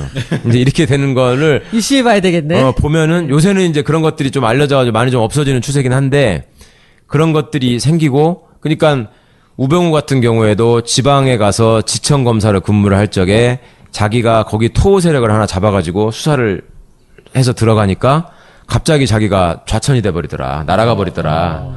이런 경험을 하면서 제가 세상을 다시 보게 됐다. 이런 얘기들을 토로를 했거든요. 제가 증언을 했단 말이에요. 그러니까 그러면서 결국 지금 이제 변호사님 하는 이야기 들어보니까 결국에는 검찰이 이만큼 망가진 데는 검사의 인사가 문제였다라는 그런 생각이 좀 드는 것 같아요. 보훈 인사. 보훈 인사. 그래서 지금 여기서 지금 변호사님께 꼭 질문을 드려야 될 것 같은데 변호사님 그 댓글 보면 댓글에 가장 많이 나오는 이야기가 뭔지 아세요? 뭐예요? 그 최강욱 변호사님을 검찰총장으로 보내야 된다. 그건 이런 말도 안 댓글이 되는 제일 많아요. 그래서 뭐 검찰총장으로 가실 수도 있겠지만 그래서 이제 저희가 이제 드려야 될 질문이 네. 지금 검찰의 인사가 바뀌어야 된다라고 이런 이야기 굉장히 많이 하는데 예. 그 만약에 진짜 뭐 변호사님께서 검찰총장이 되신다면 뭐 이런 가정을 하셔도 좋고요. 검찰의 인사가 바뀌어야 된다라고 이야기를 하는데 검찰의 인사가 도대체 어떻게 바뀌어야 할지 검찰이 바뀔 수가 있는가 네. 그 부분을 좀 이야기를 듣고 질문을 싶습니다. 거기서 하나 좀 추가로 한다면 네. 이 검사가 얼마나 일을 잘하는가가 이 계량이 참 힘든 일이잖아요. 수사로 평가해야 된다니까. 예, 네. 그렇기 않은 때문에 이런 식으로 줄이나 이런 인맥들이 이렇게 많이 책동이 되는 게 아닌가라는 그러니까 생각이 이제 검사들을 드는데. 보면은 이것도 이제 일이고 작업이다 보니까 능력의 평가가 될 수는 있죠. 그러니까 이렇게 보면은 굉장히 무리하게 수사를 하는 검사가 있고, 그러니까 사람을 앉혀놓고 그냥 욱박 지르고 호통만 쳐가지고 자백을 받아내는 것만 능사로 생각하는 검사가 있는 반면에 어떤 검사들은 나름 이렇게 쫙 주변 상황들을 쫙 분석하고 정리를 해서 자기가 증거들을 어느 정도 확보해 놓은 다음에 이렇게 이제 사람을 불러놓고 나름 함정을 파놓고 기다리고 있다가 자발적으로 가서 퐁 빠지게 만드는 이제 이런 능력 있는 검사들이 있긴 있습니다. 우병우도 그런 면에서는 수사 능력이 굉장히 탁월했다라고 하죠. 그런데 그런 검사들만이 발탁돼가지고 가는 구조가 되면 참 좋을 텐데 안타깝게도 어느 조직이거나 그렇게 되는 게 아니고 어느 조직이든 일정 부분의 사람들은 항상 연줄을 타고 올라가는 사람들이 있게 마련입니다. 그런데 이 연줄을 타고 올라가는 사람들이 검찰이 이렇게 막심한 폐해를 자아내게 되는 소위 정치 집단화되고 변질되지 않는 권력기관으로 이렇게 망가지지 않았으면 그 사람들이 그렇게 사회에 큰 해악을 끼치지 않을 거예요. 그런데 그런 사람들이 줄을 타고 올라가는 사람들이 단 2-3명만 있더라도 그 사람들이 올라가서 윗자리를 차지해버리면 이게 상명하복으로 일사불란하게 움직이는 조직이 되기 때문에 전체를 망가뜨려버리는 거예요. 그냥 오염을 시켜버리는 거야. 그걸 검사 동일체의 원칙이라는 걸로 보장을 해주고 있었잖아요. 그렇게 되다 보니까 이 폐해가 막심해진 거죠. 그러니까 어느 조직이든지 인사부조리는 있을 수 있지만 검사가 가진 막강한 권한에 기대려는 정치 권력이 있고 이걸 이용하려는 권력이 있고 이거하고 서로 주고받고 하다 보니 조직 자체가 썩어버리는, 망가져버리는 이런 문제가 생겼고 그래서 이제 지금 변호사님 아주 좋은 질문을 주셨는데 검사들이 늘 앞서서 내세우는 건 뭐냐면 그거예요. 법무부 장관이 인사권을 행사하지 말고 네. 검사의 인사권을 검찰총장이 독립적으로 행사하게 해달라. 그러면은 정치권 눈치를 보는 일이 없어진다. 이게 검사들의 주장이고 참여정부 때부터 해왔던 주장이고 그게 검찰의 독립이라고 표현을 하고요. 국민들 보기에도 그럴싸하게 들리고 제가 첫 시간에도 말씀을 드렸지만 그 예로 내세우면서 특검 봐봐라. 특검을 정치권의 개입을 배제하고 특검 한 사람을 세워가지고 대통령이나 이런 사람들의 관여를 완전히 차단한 상태에서 우리 검사들이 파견 나가가지고 수사를 하니까 그 20명만 가도 엄청난 성과를 보이지 않느냐. 그러니까 그 검찰 전체를 그런 모양으로 만들어주면 2,000명의 검사들이 100배, 200배 더 훌륭한 일을 할 수 있다. 이게 검사들의 주장이에요. 그런데 그거는 그렇게 말하게 되면은 본질을 호도하는 얘기가 된다고 저는 생각합니다. 그렇게 할 게 아니고 특검이 그렇게 일을 열심히 잘할 수 있었던 이유는 뭐냐면 특검은 국민적인 주목을 받고 국민적인 관심을 받고 있었기 때문에 그야말로 성과와 능력으로 승부할 수밖에 없었던 조직이에요. 특검은. 그렇죠. 그렇잖아요. 거기서 누구가 좀 더 잘한다고 그래서 특검에서 갑자기 너는 특검으로 가라. 이렇게 해주는 게 아니거든. 그거는 시간도 정해져 있었고 그 안에서 최대한 능력 발휘를 했어야 되고 그다음에 국민들이 그 사건 내용에 대해서 속속들이 다 들여다보고 있었어.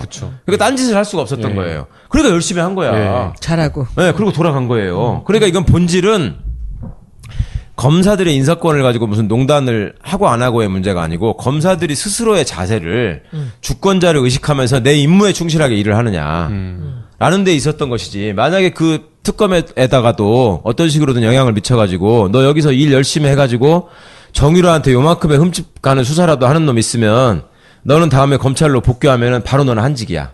너는 바로 강원도로 보내볼 거야. 이렇게 조금이라도 사인이 가는 통로가 있었다면 특검 그렇게 못하죠. 그렇죠. 그러니까 그걸 막아야 되는 것인데 그걸 막는 방법은 첫째는 주권자들의 감시가 상설화될 수 있는 투명한 기구를 만들어야 된다. 네, 그 투명한 조직으로 만들려면 주권자란 국민이죠. 그렇죠. 국민들이 투명하게 볼 수 있는 조직이 되려면 일단 국민들도 약간은 공부를 하셔야 된다. 그래서 우리가 하고 있잖아요. 예, 그래서 이거를 좀 하고 있는 거고요. 네. 그다음에 이렇게 알게 되신 지식을 바탕으로 지켜야죠. 그냥 기사 같은 것도 그냥 허투루 넘기지 마시고 계속 한번 보시라는 겁니다. 그러니까 예를 들어서 최동욱 사건이 이제 저기 이번 주말에 무슨 저기 JTBC에서 다음 주말인가 뭐 그걸 한다 그래요. 네. 그러면 그거를 지금까지는 우리 국민들이 어떻게 받아들였냐면 어떤 사건 수사가 있었을 때 대체 검사들이 왜 저런 식으로 결론을 내린 거야? 왜 저렇게 사건을 말아먹는 거야? 여기까지만 딱 생각을 하셨거든요. 네. 근데 여기서 한 발 더 나가서 그 검사가 그 다음에 어디에 또 이름이 나오는지를 한번 요새는 검색도 쉽잖아요. 무섭다. 네, 그때 그 검사가 거기 있다가 어디로 갔는지를 한번 보시죠. 추적해봐야죠. 그쵸. 어디로 갔는지를 보시면 그거를 찾는 게 귀찮으시면 참여연대에서 이명박 정권 이후로 쭉 그걸 정리를 해놨어요. 거길 들어가 보시면 정권에 빌붙는 검사들이 얼마나 좋은 자리만 찾아다니고 있는지가 딱 표가 납니다. 그러니까 특정한 사람 한 명만 딱 꼽아가지고 보면 BBK 사건의 주인 검사라는 사람 김기동 검사라고 있는데 그 사람이 간 자리만 보면 그게 검사들이 다 가고 싶어하는 자리예요. 한 번도 빠지지 않고 그 자리를 쫙 갑니다.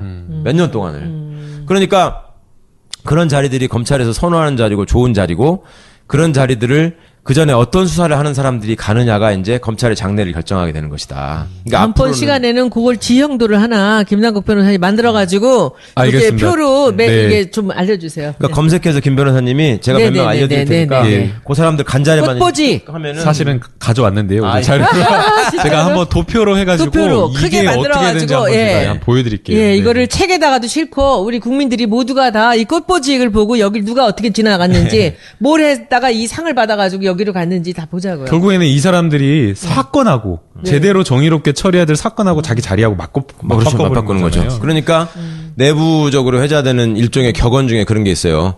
쪽팔림은 순간이지만 자리는 영원하다. 아씨. 나는 어디 가면 이제 평생 전직 특수부 검사가 되는 거고 너는 양심을 지키고 정의를 열심히 수호해라. 너는 평생 강력부 검사다. 이번에 너는 그 깡패들만 상대하는. 의사들도 그런 건가? 백남기 노인 같은 그 우리 백선아 의사 같은 사람들도 쪽팔리는 건 잠깐이고.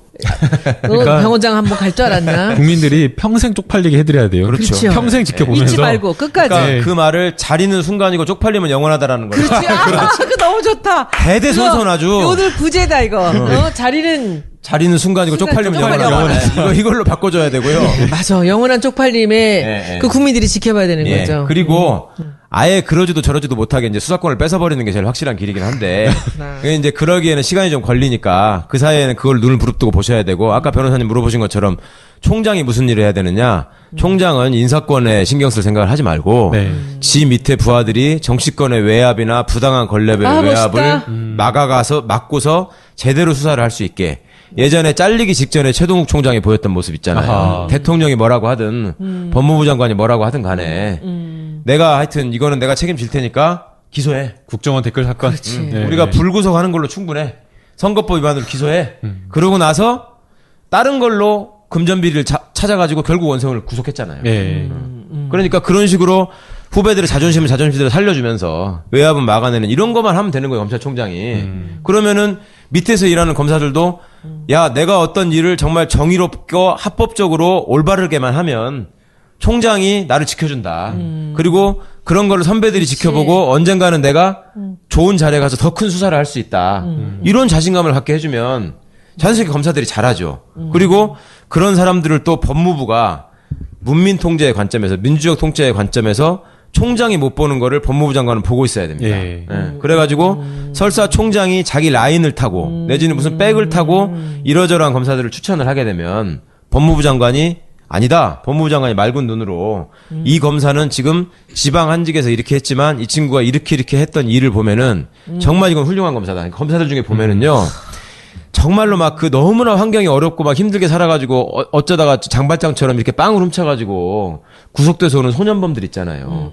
그런 소년범들한테 자기 돈으로 돈을 줘가지고 검정고시 보게 하고 이런 것들을 도와주는 검사도 있어요. 그리고 정말 자살 직전에 있던 사람들을 구원해가지고 인간이라면 그게 맞는 거지. 그럼요. 그리고 고맙다는 편지를 받는 검사도 있고 그런 검사들이 실제로 꽤 많이 있습니다. 사명감을 갖고 열심히 노력하는 검사들이. 근데 그런 검사들이 그거만 해가지고 인정을 받아야 되는데, 응? 그거 플러스 그전에는 줄도 잡아야 되고, 뭐 신경도 써야 되고, 상관복도 있어야 되고, 이래야지만 이래야지만 좋은 자리를 가는 구조가 돼 있었기 때문에 그런 것들을 법무부 장관이 알아보고 야 이번에 이 검사는 이 자리로 보내가지고 이런 일을 할 수 있게 해줘야 된다라는 그런 걸로 법무장관이 올 수가 있나? 이 나라에서 그런 법무장관을 만날 수가 있을까요? 이번 정권에서 이제 그걸 하셔야죠. 검찰총장이랑 또 같이 같이 맞아야 되잖아요, 서로가. 예, 그렇긴 한데 인사권은 기본적으로 법무부 장관의 권한이기 때문에 예. 총장이 거기에 대해서 의견은 낼 수는 있지만 그걸 자기가 바꿀 수는 없어요. 그러니까 어려운 질문 하나 하면 네. 안 돼? 법무부 장관하고 검찰총장 둘이 온다면 어느 거 하시겠어요? 아니, 저는 아무것도 빨리 대답해봐. 할 분수가 어느 거, 없어요. 어느 거 하겠어요? 여기서 명쾌한 대답이 있어요. 검찰 알바 하신다고 대답하면 됩니다. 아니 이 둘이 만나야지만 제대로 맞아야지만 제대로 개혁이 될 것 같은데 그렇죠? 그런데 법적으로는 사실은 법무부 장관만 똑바로 해도 네. 예, 총장은 합법적으로 법무부 장관이 얼마든지 통제할 수 있는 사람이기 때문에요. 법무부 장 그래서 이제 오케이. 안경환 교수님을 법무부 장관으로 하려고 했던 이유가 비검찰 출신을 하려고 했던 이유가 거기에 있는 거예요. 대통령이 그걸 아시니까. 그러니까 예전에 천정배 그 의원이 법무부 장관을 했을 때 노무현 정부 때 제가 여쭤봤어요. 나중에 끝난 다음에 우리 민변에 와가지고 법무부 장관 시절에 이제 후일담을 나누는 자리에서 이제 저희가 성토도 하고 뭐 그 경험에 대해서 서로 공유도 하고 이런 얘기를 하는 과정에서 법무부 장관을 하면서 이렇게 보면은 잘하는 검사, 못하는 검사가 보입니까 안 보입니까 이렇게 물어봤어요. 그러니까 너무 법무부 장관 높은 데 있고 검사들이 많으니까 못 볼 수도 있잖아요. 근데 이 보고 체계가 잘 돼 있어가지고 검찰 법무부가 관심만 있으면 보인다는 거예요. 그렇게 그게. 그래가지고 천정배 장관이 계실 때 실제로 그런 미담의 주인공인 검사들을 좋은 자리에 이렇게 데려다 놨대요. 그리고 정말로 이상한 검사들은 인사권으로 이렇게 솎아내기도 하고 그런 일들을 법무부 장관이 관심을 가지고 잘 할 수 있게 해야 되고 법무부 장관이 그걸 할 수 있는 사람이 가야 되고 또 법무부 장관 혼자만으로는 안 되니까 그걸 돕는 사람들이 있어야죠. 네. 장관 정책보좌관 같은 자리도 있고 그다음에 이제 법무부의 그 간부들을 또 눈 밝은 사람으로 둬야 되고 그다음에 총장까지 좋은 사람이면 뭐 더더욱 좋은 거고요.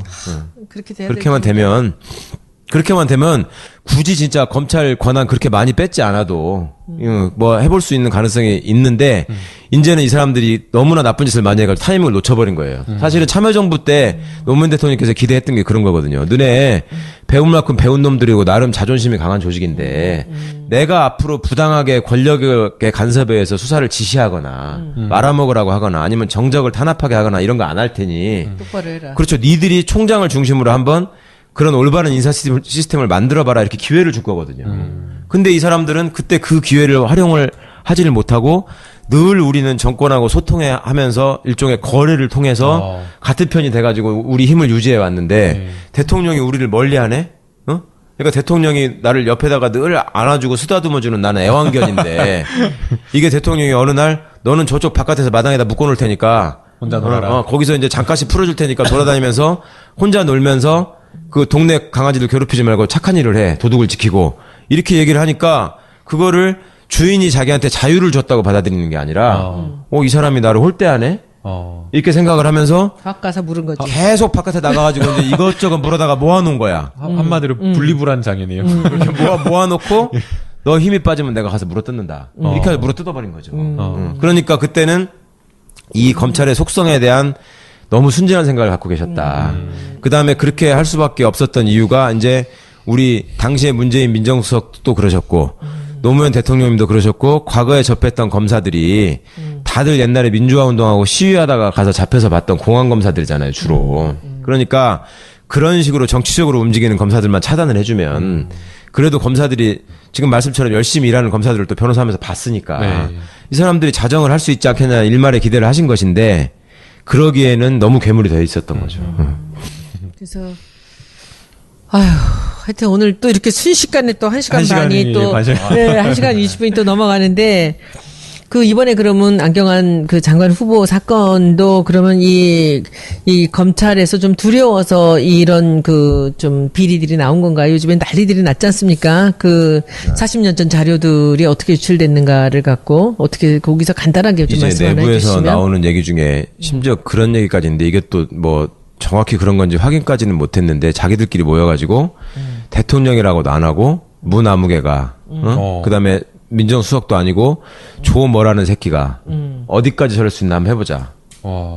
이런 얘기들을 한다는 거예요. 그리고 과거의 경험에 비춰봐서 그런 사람들이 있을 법한 조직이에요, 실제로. 그러니까 과거에 이 사람들이 정권 초기마다 다들 검찰 개혁을 한다고 내세웠지만 결국은 실패한 역사들을 이 사람들도 체득을 해서 알고 있잖아요. 그러니까 니들이 이번에는 다르다고 하지만 그래, 법무부 장관 한 2명만 연속 낙마시키고. 그렇지, 나와봐, 또, 딴 놈 나와봐. 네, 한번 해보자. 해보자, 이거구나. 그리고 그렇게 되면 이제 당연히 국민들도 아, 왜 저렇게 장관 하나도 제대로 못 고르고 시끄러워. 그렇지, 벌써 그게 시작됐잖아요, 지금. 이렇게 하고 이제 또 이제 조선일보 뭐 나서가지고 이제 또 이래저래 뒷구멍으로 흘린 자료들 야, 받아가지고 이건 되게 이제 중요한 얘기네. 네. 보도해가지고 때리기 시작하면 또 시끄러워지고 그 다음에 또 이제 야당들 뭐 들고 일어나가지고 지금 벌써 그거 시작한 거 아닙니까? 조국 물러나라부터 해가지고. 그렇지, 이제 조국 물러나라. 기가 막힌 이야기. 그거 하려고 하는 거잖아요, 지금. 너 또 나와봐. 다른 네. 놈 다음번 누구야?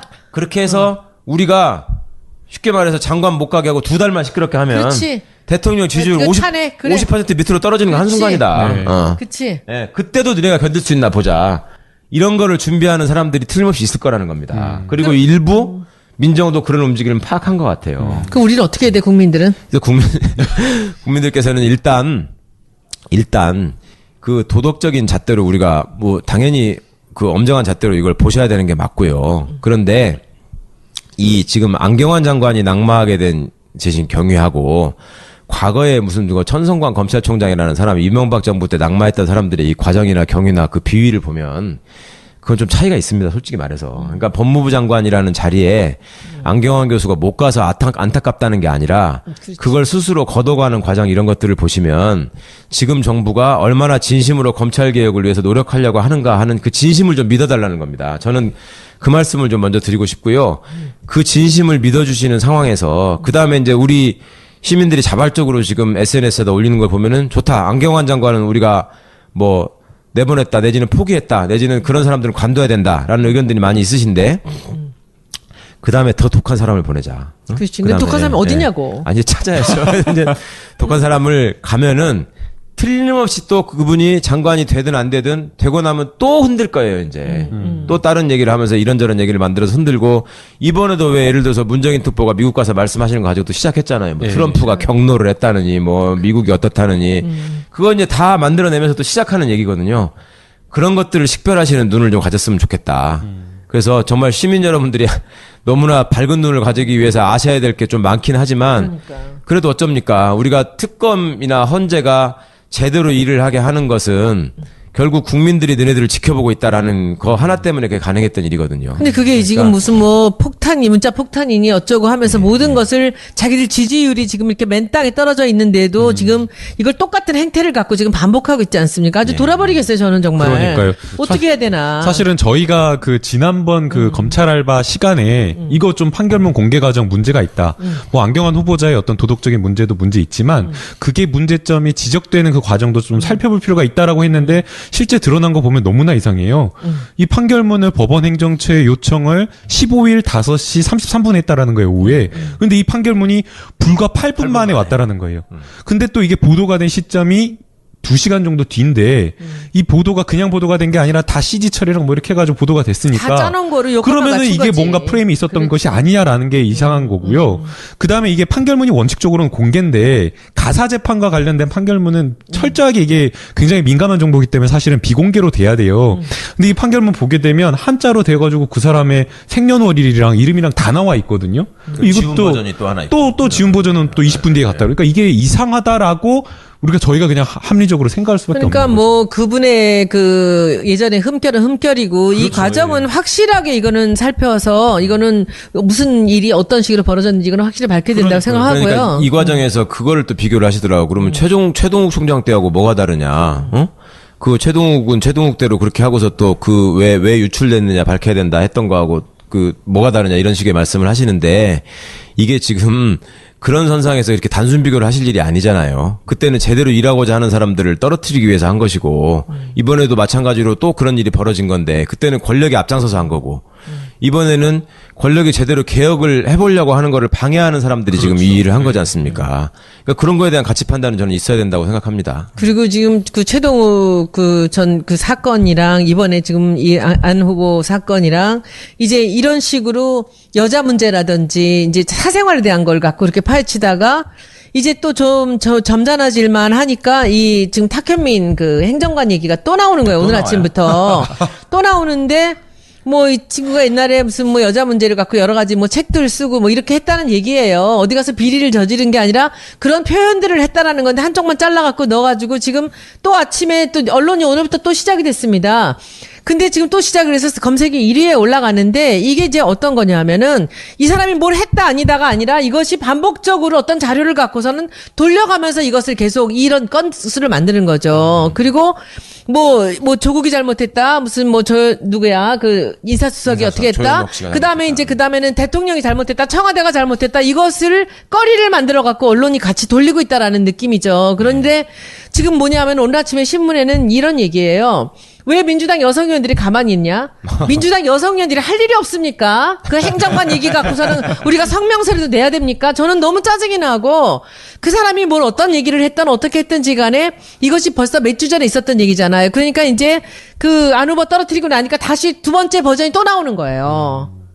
저는 이 내용들을 보면서 이거 진짜 이 조국 나와라. 네. 뭐 누구 나와라 이런 얘기들이 나오고 있는데 그 제가 이제 그 페북에다 글을 하나 쓰다가 말고 이제 나왔는데 이 보통 이제 우리 마무리를 하면서 오늘 드리는 말씀은 보통 우리가 이제 어떤 기업이 대기업이죠. 어떤 상품을 만들어내지 않습니까? 근데 이것이 잘 팔리다가 벼랑간 이것이 매출이 떨어져요. 그래서 보니까 옆에 있는 경쟁자들이 나와서 잘 싸우면서 이 매출이 떨어져요. 그러면 조사를 해요. 여론조사를. 그럼 조사를 하면 왜 떨어졌는지 이유가 나와요. 그럼 바로 그 이유를 고치려고 그래요. 이겨야 되니까 자기들이. 근데 제가 정치권에 들어보니까 여론조사를 어마어마하게 돈을 써서 하는데 이 사람들이 여론조사는 내가 선거에서 이기기 위해서만 해요. 지금 여론조사를 보면은 지금 우리 야당들 여론조사 그 결과를 보면 이 사람들이 지금 앉아서 지금 청와대를 흔들고 문재인 정부를 흔드는데 지금 쓸 여력이 없습니다. 그 여론조사를 보면 그걸 분석을 해야 돼요. 왜 민심이 떠나갔는가? 네. 왜 우리한테 등을 지는가? 왜냐하면 다음번 선거를 준비해야 됩니다. 근데 이 사람들은 그 여론조사에 관심이 없어요. 그냥 어떻게 하면 청와대를 흔드는가? 조국을 흔들어야 돼. 여기서 실세가 누구야? 그러면 그 사람들을 위해서 흔들기 위해서 거기에 뭐 행정관 얘기도 나오는 거고 장관 후보가 나오는 거고 나오는 사람마다 뒤에 가서 그 여자 문제 네. 그리고 40년 전에 그 얘기 무슨 사생활 그렇죠. 이해가 안 돼요.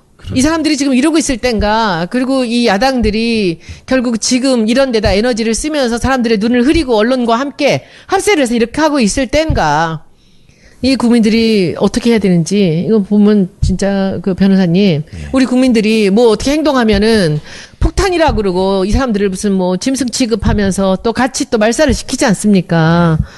그래서 제가 참 어떻게 해야 될지 모르겠어요. 저는 이 민심이라는 것은 이미 이제 다 떠났다고 생각을 하거든요. 근데 본인들이 그래서 여기서 박지원 의원님 같이 보면 진짜 이분이 정말 구단이구나라는 느낌을 받는 게 여기서 자기는 사람들의 그 민심을 갖고 와야 되거든요. 네. 그러려면 지금 잘하는 건 잘하는 거라고 얘기를 해야 된다라고 얘기를 하잖아요. 네. 어떻게 보면 그게 노예하다고 볼 수도 있지만 그것이 민심을 보는 거예요. 네. 잘하는 건 잘하는 거고 잘못했을 때 또 가서 걸더라도 근데 무조건 잘못했다 아니다 틀렸다 뭐 자격 없다 뭐 잘라라 나와라 막 이 습관을 갖고 있는 겁니다. 그래서 저는 진짜 변호사님 예. 어떻게 해야 되는지 국민들이 그러니까 변호사님도 한 말씀 해주시고 네. 오늘 방송 끝내죠. 네네. 이 권력을 가진 사람들이 지금 시민을 무시해온 역사가 여태까지 계속되고 있고 그러니까 과거에도 우리가 정권은 바꿨을지 몰라도 다른 권력들은 하나도 바꾼 게 없지 않느냐라는 말씀을 이제 우리 유시민 선생이 하시면서 뭐 어용지식인 말씀도 하고 그랬는데 저는 뭐 그 정도까지 갈 필요는 없을지 몰라도 일단 시민 여러분들께서 권력기관에 쫄지 마시라. 라는 말씀을 꼭 드리고 싶고요.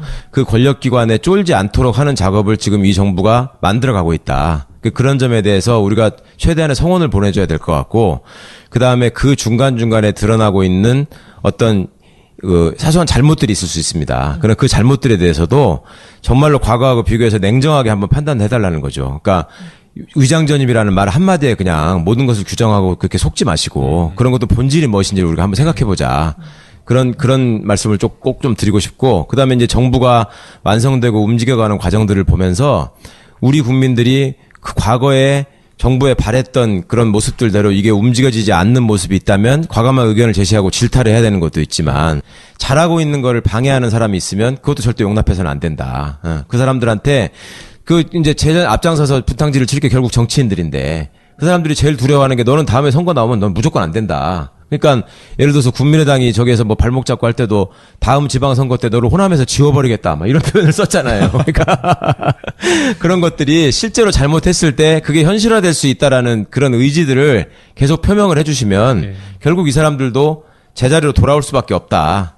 그러니까 주권자로서의 어떤 그 힘에 대한 자신감을 가지고 한번 저희가 같이 힘을 합쳐보시자고요. 예. 네. 변호사님. 네, 이번에 안경환 후보자를 놓고 국민들이 굉장히 조금 갈등을 했던 것 같아요. 안경환 후보자를 감싸야 되느냐 아니면 비판해야 되느냐 그런 굉장한 고민과 갈등을 했는데 그 후보자에 대한 어떤 문제가 있다 아니면 정권이 잘못한 거 있다라고 한다면 그 비판하는 거 저희는 지지자로서 당연할 수 있다라고 생각이 됩니다. 다만 그럼에도 불구하고 우리가 만든 정권이 문재인 정권이기 때문에 문재인 대통령에 대한 그리고 우리 이 문재인 정부가 잘 돼야 된다라는 어떤 그런 하나의 마음으로 정말 똘똘 뭉쳐가지고 방어할 건 방어하고 지금 뭐 안경환 후보자에 대한 어떤 문제 지적이나 이런 것들 보면 너무나 의혹투성이기 때문에 이런 부분에 대해서는 또 비판을 하고 또 뭐 정부에 대해서 잘못한 건 잘못하되 또 그래도 저희가 또 지지하는 정권으로서는 또 따뜻한 비판을 좀 하는 게 필요하다라는 생각이 듭니다. 네.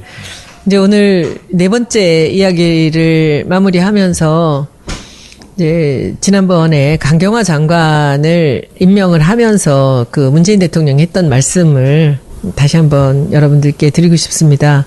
실력으로 보여주십시오. 뭐 그 이상이 뭐가 있겠습니까?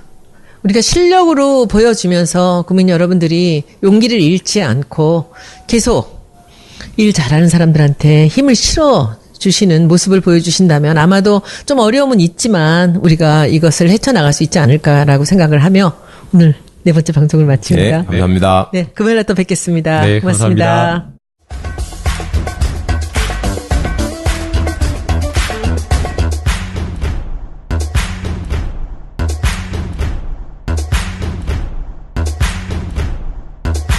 못하도록 국민을 대신해서 지휘하고 감시해야 되는 것인데 오히려 청와대가 앞장서서 나쁜 짓을 하고 그 나쁜 짓이 시민들의 고발이나 이런 것들을 통해서 수사기관에서 다루게 되면 그 청와대가 법무부를 통해서 또는 혹은 직접적으로 수사를 조종하고 또 수사의 결론을 미리 대통령한테 워딩을 써줘가지고 먼저 딱 규정을 해놓고 시작하잖아요. 이거는 국기문란 사건이다. 예를 들면 십상시 문건 같은 것도 그런 식으로 해가지고 수사의 틀 자체를 완전히 그냥 딱 한정지어가지고 자기들을 보호하는 뭐 이런 일로 벌어지다 보니 이제 최동욱 그 검찰총장 낙마시키는 과정에서도 나중에 확인을 해보니까 청와대 민정수석실에서 수석부터 움직인 흔적이 있고 그 다음에 난데없이 청와대 총무비서관실 행정관이 또 움직였어요. 그리고 국정원이 또 움직이고. 그래가지고 서초구청에 가가지고 그 무슨 호적이나 주민등록번호를 확인하고 이런 과정들이 있었거든요.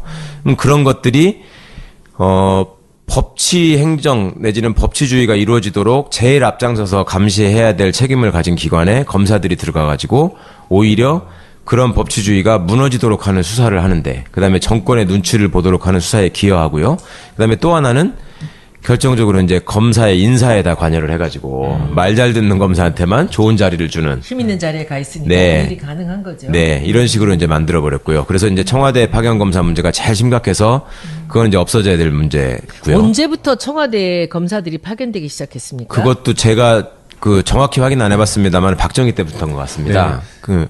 지금 쭉 역사를 보니까요. 박정희 때부터 청와대 검사가 파견돼가지고 끊임없이 이 문제가 지적이 됐습니다. 그래가지고 1994년도에 그 검사의 파견 문제를 지적해가지고 검찰청법이 바뀌었는데 편법으로 검사가 본인의 그 직을 사직하고 청와대에 파견 갔다가 다시 이 검사를 재임용하는 방법으로 사실상 94년도부터 그러니까 94년도부터 청와대에 검사가 파견되는 거를 막아야 된다라고 얘기가 나왔는데도 불구하고 이 법을 우회해가지고 편법으로 그렇게 해서 계속해서 지금 청와대에 파견이 있었어요. 그런데 박정희 대통령이 굳이 검사들을 청와대에 많이 그렇게 이렇게 등용을 한 이유가 뭐가 있을까요? 예, 첫 시간에 말씀을 드렸었는데 우선 좀 먼저 말씀을 드리자면 박정희 때는 검사뿐만 아니라 판사도 파견이 됐어요. 청와대. 그래가지고 예전에 저기 대법관 하신 양창수 대법관 계시잖아요. 저희 학교 다닐 때 이제 젊은 교수님이었는데 그 양반이 사법시험 성적, 연수원 성적이 되게 좋았던 분이거든요. 근데 그 청와대 파견 나갔다 오신 그 경력을 굉장히 자랑스럽게 얘기하시더라고요. 그래서 제가 그때 어린 마음에 판사가 청와대 가서 일한 게 저게 자랑할 일인가? 이런 생각을 했던 기억이 있어요. 그러니까 당시에 그 박정희 정권은 쿠데타 이후에 정통성이 없는 정권에다가 합법성이라는 외피를 씌우기 위해서 법률가들이 필요했고, 그거를 해주는 작업을 하는 사람으로서 당시에는 변호사 숫자, 법조인이 많지 않았잖아요. 그러니까 검사 판사를 뽑아다가 그냥 참모의 개념으로 그냥 운용을 한 거고요. 그리고 또 하나의 효과는 그렇게 해서 권력에 잘 보이는 사람들이 출세하는 통로를 패스트 트랙을 하나 만들어주고, 청와대 온 사람들이 빨리 승진하는, 그래서 이제 김기춘 같은 사람이 대표적인 예가 되는 거고요.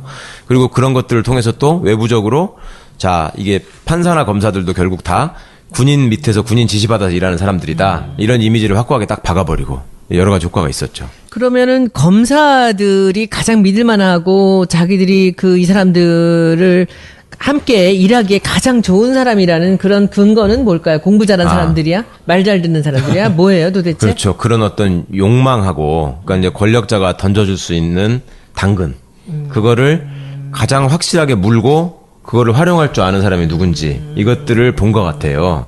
그러니까 이제 박정희 씨가 권력의 촉수가 상당히 발달한 사람이라고 하잖아요. 그 감각이. 그러니까 이제 여기서 그 에피소드를 하나 말씀드리고 싶은데, 애초에 이제 이게 검찰 조직이 망가지기 시작한 이유가 왜 소년등과한 사람들이 출세욕에 사로잡히게 되고, 또 그 과정에서 이제 남들보다 앞서 나가는 사람들을 보게 되고, 나도 저렇게 되고 싶다라는 욕망을 가지게 되고, 그 과정에서 권력하고 결탁하고 이런 모습들을 이제 말씀을 드렸었는데, 이걸 이제 극명하게 확인하게 된 계기가 있었어요. 나중에 박정희 죽고 나서 이게 확인이 됐는데요. 저도 어떤 기자분한테 들은 얘기인데, 박정희 죽고 나서 전두환이 이제 그걸 잡게 되잖아요. 근데 이 사실은 언제 밝혀진 얘기냐면, 나중에 또 김영삼 정권 때 전두환이 수사를 받을 때, 그때 이제 비로소 확인이 된 얘기인데, 그때 이제 그 전두환을 수사하던 수사팀에 그 제일 수석 검사가 최동욱 검사, 그 다음에 막내 검사가 임수빈 검사, 그 비리 수첩 사건으로 못하겠다고 관두고 나온, 그렇게 있었답니다. 근데 그때 수사를 하는데 그 무슨 얘기를 하냐면요, 전두환 씨 밑에서 그 각종 잔심부름을 하는 그 버틀러, 집사 역할을 하던 군인 준위가 한 명 이제 와서 조사를 받은 거예요. 근데 이 사람이 굉장히 뻣뻣하고 건방진 자세로 조사를 받더라는 거야. 그러면서 이 사람이 뭐라 그러냐면, 애초에 전두환 장군이, 그 사람 표현으로 전두환 장군이 12.12 거사를 성공시키고 나서 뭐를 제일 불안해했는 줄 아느냐? 당신들은 그때 다 끝내가지고 전두환이 딱 잡았기 때문에 굉장히 안심하고 이제 쫙 밀어붙였을 거라고 생각을 하겠지만, 사실은 전두환이 그때 불안해했다는 거예요. 그래서 정치권이 불안했을까? DJYS가 불안했을까? 뭘 불안했을까 했더니 전두환이 검사를 제일 두려워했대요. 그래서 그게 무슨 말이냐? 그러니까 자기들이 정권을 잡게 되면 이제 민간인으로 돼야 되잖아요. 군복을 벗고. 그러면 이제 검사의 수사 대상이 되잖아요. 그러면 그렇게 됐을 때 검사들이 만약에 그 타고난 어떤 자존심이나, 옛날 같으면 뭐 선비의 기계를 앞세워가지고 너네도 쿠데타 불법이다. 그다음에 그 하수인부터 우리가 위법사실 찾아내서 처벌하겠다. 그리고 이제 그 중간에 권력을 잡게 되면 해먹는 게 있을 거 아니에요. 비리 같은 것들. 그것들을 수사하겠다고 치고 나오면 자기가 가만히 생각해보니까 대책이 없다. 검사가 법으로 하겠다는데 그렇잖아요. 그래가지고 걱정을 하고 있었대요, 전두환이. 근데 그 대목에서 최 변호사님은 어떻게 생각하세요? 검사들을 너무 과대평가한 거 아니야? 그렇죠. 그러니까 전두환이 좀 무식한 거였죠. 그렇지. 그 사람만 하더라도 청와대 경호실 근무를 하면서, 내는 박정희 대통령 뭔가 밑에 의식이 있을 거라고 생각한 거지. 그렇죠. 근데 사실은 없는 거지. 네. 그러니까 그때는 그래도 우리는 군대에서 명령 복종에 길들여진 사람이니까 그냥 시키는 대로 하지만, 검사들은 박 대통령이, 박정희가 워낙 강력한 사람이니까 할 수 없이 그때 숙이고 있었을 수 있다. 그러니까 박정희보다 약한 내가 잡으면 머리를 쳐들고 덤비기 시작하면 내가 힘들 거다. 이 걱정을 한 거죠. 근데 그래서 이제 아까 의원님 말씀하신 그거하고 이제 연결이 될 것 같아서 이 말씀을 드리는 건데, 그러니까 전두환이 그 걱정을 하고 있는데 안심하게 된 계기를 이 준위 이 사람이 설명을 하더래요. 그게 뭔 줄 아냐? 그래서 뭐냐 그랬더니, 어느 날 이제 이렇게 준위가, 그 사람이 사무실에서 이렇게 있는데 검사장이 자기를 찾아왔다는 거야. 검사장이 검사장이 준이를 준이한테 찾아왔는데 예, 예. 그냥 안 찾아오고 돈다발을 이만큼 싸가지고 와가지고요. 예. 이 준이한테 이렇게 갖다 바치면서 거의 무릎 꿇는 자세로 갖다 바치면서 어르신한테 내 얘기를 좀 잘해달라. 내가 아무개인데 그 어르신은 전두환을 얘기하는 거죠. 예. 그래가지고 그거를 딱 갖다 바치고 근데 이 사람이 준이가 볼 때 기가 막히더래. 그 명색이 야 그때만 해도 정말 그 과거급제 했다고 얼마나 진짜 검사를 막 이렇게 할 때입니까. 그 중에서도 검사장이 와가지고 나한테 이 정도로 하는구나. 야 권력이 좋긴 좋구나. 한편으로 생각하면서 이 사람이 마음 한구석으로는 야 검사가 뭐 이래 이런 생각을 했다는 거죠. 검사 별거 없네. 뭐 이런 생각했겠네. 그 이 사람이 이제 그것도 기가 막혔는데 이 검사장이 이제 방을 이렇게 나가는데 잘 부탁드리겠습니다 하고 나가는데 또 그 부장검사 한 놈이 부탁으로 또 온 거야. 그 둘이 마주친 거예요. 아이고. 진짜 민망한 상황이. 마주쳤는데 그 군인 앞에서. 네. 근데 거기서 둘이 서로 고개를 탁 돌리면서 외면을 하더라는 거예요. 모르는 척하면서. 그러니까 자기는 그런 상황이 되면 예를 들어서 군인 같으면 그런 상황이 되면 별단 사람이 한 뭐 소령이나 중령쯤을 만난 건데 그럼 그런 상황에서 군인 같으면 예를 들어서 헛 위세라도 잡는다는 거야. 야 너 웬일이야? 뭐 이렇게 하고 나갈 텐데 이렇게 탁 하고 가는 걸 보고 아 저것들은 군인만큼의 자존심도 없구나 이런 생각을 했다는 거예요. 그 사람이. 그래가지고 참 진짜 슬픈 얘기인데 그래서 이제 그 돈을 가져온 거 이렇게 해갖고 이제 전두환한테 보고를 했다는 거예요. 무슨 검사장이 와가지고 저한테 이만큼을 놓고 갔습니다. 그랬더니 전두환이가 그때 딱 얼굴이 환해지더니 딱 무릎을 치면서 야 끝났다 이제 걱정할 이제 게 내가 없다. 잡았다. 걱정할 게 없다. 이렇게 얘기를 했다는 거예요. 아, 이런 근데 얘기 이렇게 오픈해도 되나? 근데 아, 서글프네요. 당시에 그 수사를 하면서 그 얘기를 들었던 검사들이 정말 창피했다. 내가 이런 조직에서 내가 몸을 담고 있는 사람이구나. 그래서 나름 그때는 이런 그때 당시에는 이제 전두환 노태우의 쿠데타를 일종의 이제 적폐청산을 하는 과정이 있었잖아요. 오공청산. 이거를 정말 내가 사명감을 가지고 열심히 해야 되겠다. 그래서 자기는 그때는 열심히 했대요. 지나가서 보니까 또 도로 망가지더라, 조직이. 이제 이런 생각을 했다는 건데. 그러니까 그만큼 이런 그 과도한 대우를 받으면서 출소욕에 불타는 사람들에게 박정희 같은 권력자의 입장에서는 예를 들어서 공무원들 같으면 최소한 50세 가까이 돼야지 장관이 되는데 이 사람들은 40대 초반에 그런 비슷한 위치에 가게 만들어줘 버리는 거예요. 검찰총장 같은 걸 시키면은 자연스럽게 장관급이 되잖아요.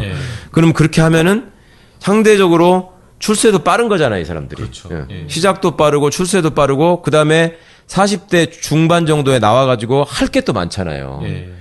그 다음부터 계속 국회의원하고 어디 가서 공기업 사장하고 대사도 나가고 수두룩해요 그런 사람들이. 그 대표적인 사람이 김기춘이고. 그러니까 40대부터 지금 70대 후반이 되도록 별거 다 해먹은 거지. 계속 해먹는 거예요. 그러니까 권력자 입장에서는 아 얘네들이 나름 공의 80년대 운동권들도 많이 있는데 이 사람들이 고시를 합격하게 되면 사람들이 뭘 생각하겠어요? 그 사람들이 고시 공부하는 이유는 자기가 그 실제로 형사 절차를 통해서 겪었던 그 인권 침해, 그 다음에 그 약자들, 서민들, 노동자들의 어려움을 대변하는 세칭 인권 변호사나 그런 인권 운동가가 되지 않을까라고 많이 기대하실 거 아니에요? 근데 물론 그런 일을 하는 사람들도 많이 있지만 검사나 판사를 지원해서 간 사람들도 꽤 많았습니다. 그러면 검사나 판사를 지원할 때 뭐를 더 많이 갔을까? 운동권들이. 그것도 그냥 생각해보면 판사를 갔을 것 같잖아요. 제가 아까 말씀드리기를 군부 독재에 그걸 다 겪은 사람들인데. 예, 부끄럽게 생각하니까 검사는. 근데 검사를 훨씬 많이 갔어요. 보상을 받고 싶은 거지. 그것도 있고, 지나고 나서 생각해보니까, 그러니까 학생일 때부터 권력 의지가 있었던 것 같아요. 그러니까 그때는 학생 운동을 하는 사람이 어떻게 보면 헤게모니를 잡는 그 학교 안에 권력자잖아요. 그러니까 이제 그게 사라지니까 다시 또 이제 권력기관 거기서 나온 얘기가 그런 얘기 아닌가? 운동권이 제도권이 되면 더 무섭다는 거예요. 그리고 실제로 그렇습니다. 그리고 그 운동권 출신 검사들이 검찰 안에서 그 검찰의 기득권을 수호하는 다 천병이 돼 있습니다. 저는 그거를 보면서 참 많이 놀래고 많이 슬펐어요.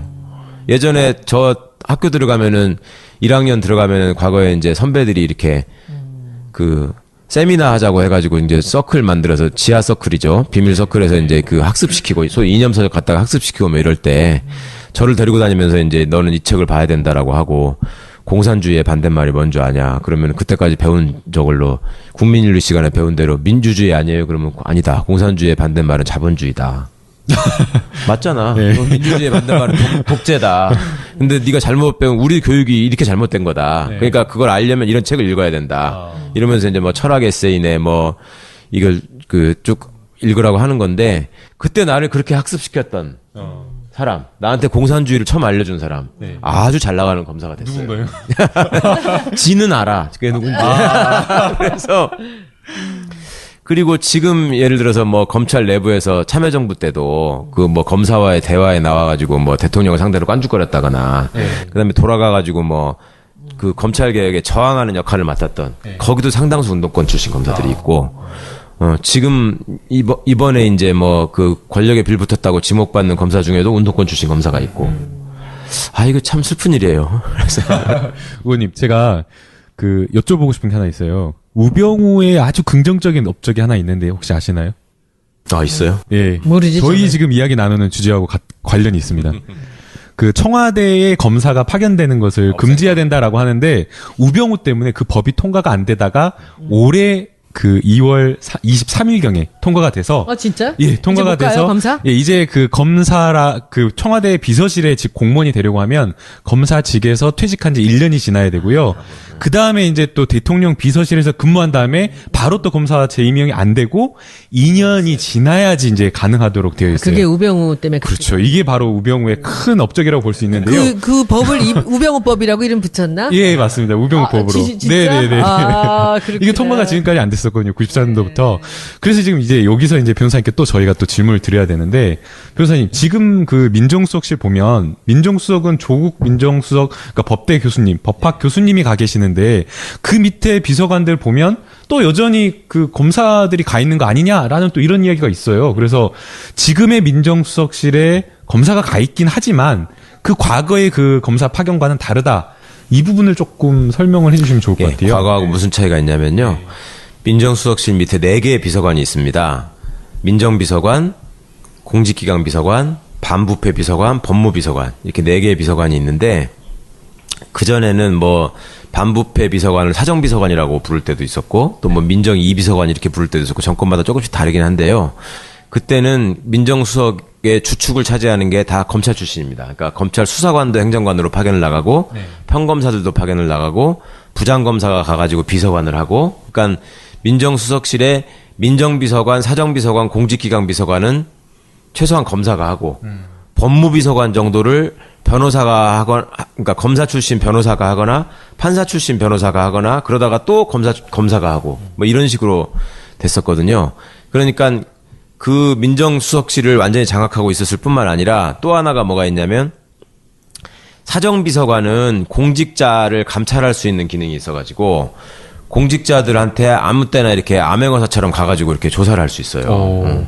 그래가지고 불러다가 뭐 이렇게 그 장관도 불러다가 장관도요? 네, 장관도 불러다가 당신 뭐 저기 식구가 이런 일들을 그 아들이 예를 들어서 아버지 이름 팔아가지고 이런 사업과 관련해서 돈을 받아먹는다는데 어떻게 하나 이런 조사들을 할 수 있었거든요. 근데 그 외에 또 민정비서관 밑에 그 지금 공부를 하고 그런 학벌이나 이런 거에 대한 자부심과 자존심으로 머리를 쳐들고 뻣뻣하게 나오면은 내가 걱정인데 요렇게 당근을 가지고 컨트롤을 해보니 다루기 쉬운 거지. 더 쉽게 다룰 수 있구나. 더 쉽게 무너지는구나. 이걸 체감을 한 거지. 참 슬픈 일이죠. 그러니까 권력을 소위 말해서 자리 가지고 그냥 컨트롤 해버린 거네요. 그렇죠. 예. 실제 그 박근혜 정부 때 청와대에 파견 나갔던 검사들 어디로 갔나 한번 확인을 해봤어요. 그러니까 전 민정비서관을 했던 권정훈 검사가 검사장 승진 코스라고 하는 영순위, 인권국장. 네, 법무부 인권국장으로 복귀를 했고요. 뭐 대표적인 것만 뽑으면 그 다음에 심지어는 그 민정수석실에 행정관 했던 검사도 좋은 보직으로 갔더라고요. 대검 범죄 정보 담당관. 그러니까 모든 그 범죄 첩보와 관련된 아주 민감한 정보를 다루는 것으로 갔고요. 또 하나만 더 뽑아보면 청와대 특별감찰관에 반장을 했던 이창수 검사는 또 법무부의 검찰과 그 인사와 예산을 다루는 검찰과 검사로 또 갔더라고요. 그러니까 청와대에 갔기만 하면 그 다음 보직은 그 뒤로는 막 그냥 꽃길로 가는 거죠. 그 전에는 더 노골적이었던 게 저 검사들이 파견을 갔다가 돌아오면 조금 있다가 승진을 했어요. 그래도 그런데 이명박 때는 지금 이번에 옷 벗은 김진모 검사장이라는 네. 사람이 이명박 말기에 민정비서관을 했는데 그때 터진 사건이 이제 민간인 사찰 사건이었습니다. 그때 이제 뭐 디가우징 해가지고 기록을 다 없애고 한 거를 지시한 게 사실상 김진모 민정비서관 아니었냐라는 의혹을 굉장히 받았거든요. 그 사람이 민정비서관 마치고 돌아오자마자 바로 검사장 승진을 시킵니다. 그런 적이 없었거든요. 그러니까 법적으로는 검사도 아니었던 사람이에요. 그죠? 그 나갈 때는 그 청와대 파견 나갈 때는 그때도 형식적으로 사표를 내고 갔으니까. 근데 검사도 아닌 사람을 검사로 재임용하는 거잖아요. 네. 재임용을 하면서 바로 검사장을 시킨 거야. 그러니까요. 이런 경우가 어딨냐고. 그러면 그걸 보는 사람들은 야 저거다. 그런데 제가 듣기로는 이제 연수원 성적이 제일 좋은 사람들이 판사가 되고 이제 네네. 그 다음번이 이제 검사가 된다 그러는데 이런 식으로 검사들이 출세를 하고 좋은 자리로 짧은 시간에 갈 수 있는 이런 기회들이 많이 생기면 많은 사람들이 검사가 되기를 원하지는 않았을까요? 예, 그게 이제 저희 학교 다닐 때부터 물론 이제 그때는 고시 공부하는 거를 좀 부끄럽게 생각하는 시대였으니까 80년대. 근데 나중에라도 너는 검사를 할래, 판사를 할래, 뭐 변호사를 할래 이렇게 하면은 대부분 이제 판사를 선호하는 경우가 많죠. 왜냐하면 그 성적이나 학벌에 집착하는 부류들이기 때문에 의원님 말씀처럼 판사가 조금 더 성적이 좋다라는 거에 대한 인식 때문에 그런 걸 하고 싶어 하죠. 외국에 연수를 가더라도 가능하면 하버드를 가고 싶어 하듯이 뭐 이런 게 있는데 그거 말고도 그때는 이제 군부 독재를 저희는 겪었잖아요. 대학교 다닐 때. 그리고 이제 그때 당시에는 신문에 늘 나오는 사람들이 공안검사들이었어요. 지금은 공안검사가 누군지 사람들이 사실은 평검사들은 잘 모르는데 그때 공안검사들은 뭐 김원치, 황교안, 고영주, 그 최환 뭐 유명한 사람들이 있어요. 맨날 신문에 나오니까. 지금도 유명한 사람들. 맨날 신문에 나오니까. 근데 그런 사람들을 보면서 이제 학창 생활을 하고 어쨌거나 그 길로 갈 수 있는 걸 택하니까 가능하면 검사로 가는 거는 권력에 부역하는 길이다 생각해서 좀 부끄럽게 생각하는 면이 있고 한편은 그다음에 또 한편은 우리 우병우 선생처럼 어릴 때부터 어떻게든 내가 출세해가지고 집안을 일으키고 세상에 복수하겠다 이런 생각을 가진 사람들은 이제 검사가 더 빠른 통로라고 생각을 해서 판사를 지원해도 갈 수 있는 성적인데도 불구하고 검찰을 지원하고 그런 사람들은 또 검찰을 가서 있으면 꼭 어디 가가지고 나는 메뜩으로 졸업했다. 법원도 갈 수 있었다. 뭐 이런 성적이 얘기를 더 얘기한다 그랬잖아요. 네. 그렇게 살고 그리고 또 상대적으로 검사가 직접 갖고 있는 권한은 사실은 판사보다 훨씬 크죠. 전에 왜 제가 재벌들이 사위를 얻을 때 판사보다 검사를 선호한 이유가 판사는 누가 상을 차려놔야지만 자기 일이 생기는 건데 검사는 지가 직접 상을 차릴 수 있는 사람이고 상을 엎어버릴 수 있는 사람이니까 뭐를 아는 사람의 입장에서 볼 때는 검사가 훨씬 유용하다. 예. 그러니까 그런 것들을 어떻게 보면 이제 먼저 영악해가지고 세상을 아는 사람들은 검사를 선호하는 경우가 있었고요. 이 대목에서 조금 또 가슴 아프고 놀라운 일은 그때 당시에 운동권들 이제 70년대 80년대에 극렬 운동권들이 있었잖아요. 그 운동권들이 뭐 감옥도 갔다 오고 내지는 뭐 수배 생활도 좀 하고 뭐 노동운동 현장에도 들어갔다 오고 이러다가 87년 이제 6.29 선언 이후에 사회가 외양으로 이제 민주화가 진전이 되다 보니까 계속 그 생활을 이제 하는 걸 중단하고 고시 공부를 시작한 사람들이 많거든요, 그때. 그래갖고 옛날 운동권 출신으로 고시 합격한 사람이 되게 많습니다. 누구예요? 예를 들면? 예를 들면 뭐 이종걸 의원 같은 경우도 나름 운동권이었고. 그렇습니까? 네. 그리고 뭐 지금 검찰에 남아있는 사람들 중에도 예를 들면 지난번에 이제 저 김수남 총장 앞에 했었던 김진태 검찰총장. 네. 그분 같은 경우는 민청학년 사건에 연루돼가지고 수배돼서 계속 산골로 도망다니면서 절에서 계속 숨어 다녀가지고 스님들하고 많이 알아요. 그런 분도 있었고. 그다음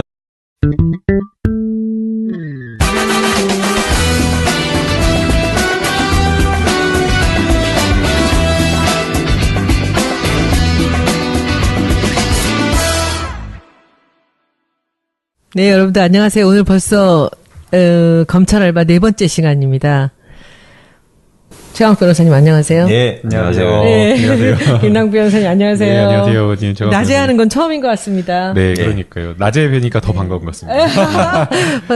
햇빛에 보니까 그래서 이제 뭐 여러 가지 스케줄들이 이제 출장도 있고 좀 그래서 오늘 낮에 하고요. 그리고 이제 금요일 날 저녁 때 한 2회분 정도를 그때는 라이브하고 녹화하고 해서 여러분들한테 일주일도 쉬지 않고 여름 휴가 때도 검찰 알바를 일주일에 한 번씩은 계속 들으실 수 있게끔 그렇게 하겠습니다. 오늘 제목은 뭔가요? 예, 검찰은 어떻게 일하나 뭐 이렇게 잡아봤는데요. 지난 시간에 그 파견 얘기를 좀 말씀을 드리다가 제가 잡설을 많이 풀어놓는 바람에 다 말씀을 못 드리고 넘어간 점에서 좀 말씀을 드리고, 그다음에 이제 검찰청이라는 게 하나의 건물로 있는데 지난 시간 마지막에 제가 그거는 왜 항상 법원이랑 같이 있을까를 마지막 질문으로 드렸었는데, 그러면 그 건물, 사각진 그 건물 안에서는 어떤 사람들이 어떻게 모여서 무슨 일을 하는가, 이런 말씀을 좀 드리겠습니다. 이제 지난번에 방송 상태가 좀 안 좋다는 얘기들이 많으셨습니다. 제가 그래서 여기가 와이파이를 갖고 이제 잡아서 일을 해야 되기 때문에 그렇다고 말씀드렸고, 마이크에 문제들이 있다는 얘기들도 또 많이 하셨습니다. 그래서 우리가 계속 노력은 하고 있지만 우리가 방송 장비라든지 이런 게 전문가가 아니라서 좀 어려운 부분이 있는 것은 양해해 주시고요. 여러분들 우리가 정치 알바에 올린 그 컨텐츠를 보면 아셨겠지만 거기서는 여기 비디오 찍은 것을 편집해서 올리기 때문에 상태가 굉장히 좋습니다.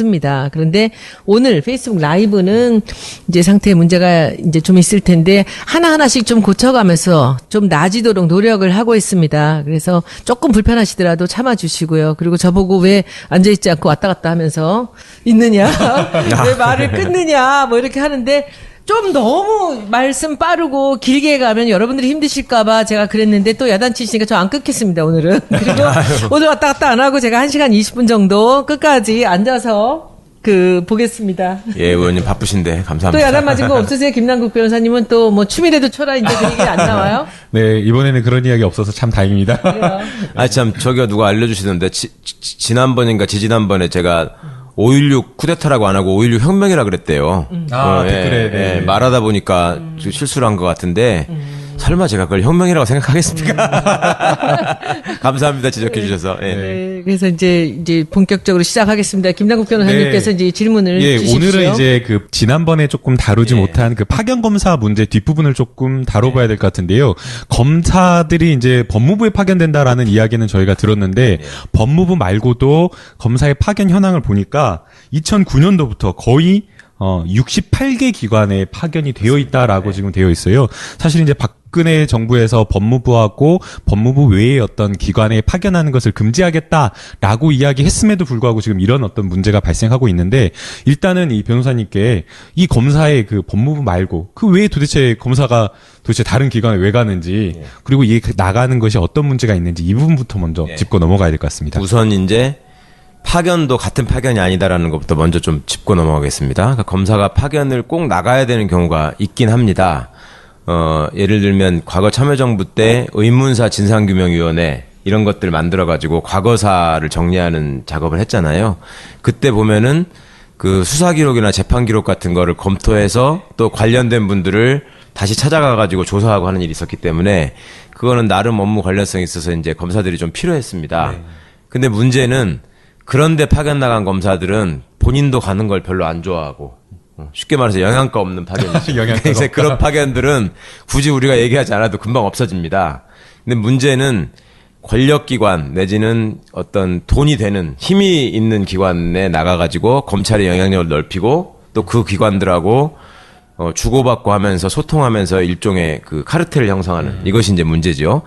제일 대표적으로 아실 수 있는 게 청와대에 파견 가는 문제입니다. 이거는 이제 이번 정부 들어서 법을 개정하면서 다 끊어지기는 했는데요. 청와대에 파견 가가지고 검사가 법무부만 장악하는 게 아니라 법무부를 사실상 지휘했던 민정수석실을 또 완전히 장악했지 않습니까? 네. 민정수석부터 검사 출신, 그 밑에 있는 민정비서관, 사정비서관, 공직기강비서관 이런 게 다 검사 출신, 그 밑에 행정관들도 또 다 검사, 이렇게 다 가가지고 있으니까 무슨 일이 생기면 국민적인 시각에서, 원래 청와대가 해야 할 일은 국민적인 시각에서 정의의 원칙에, 민주주의의 원리에 뭐가 맞는지 안 맞는지를 확인을 해서 법무부를 통해서 검찰이 나쁜 짓을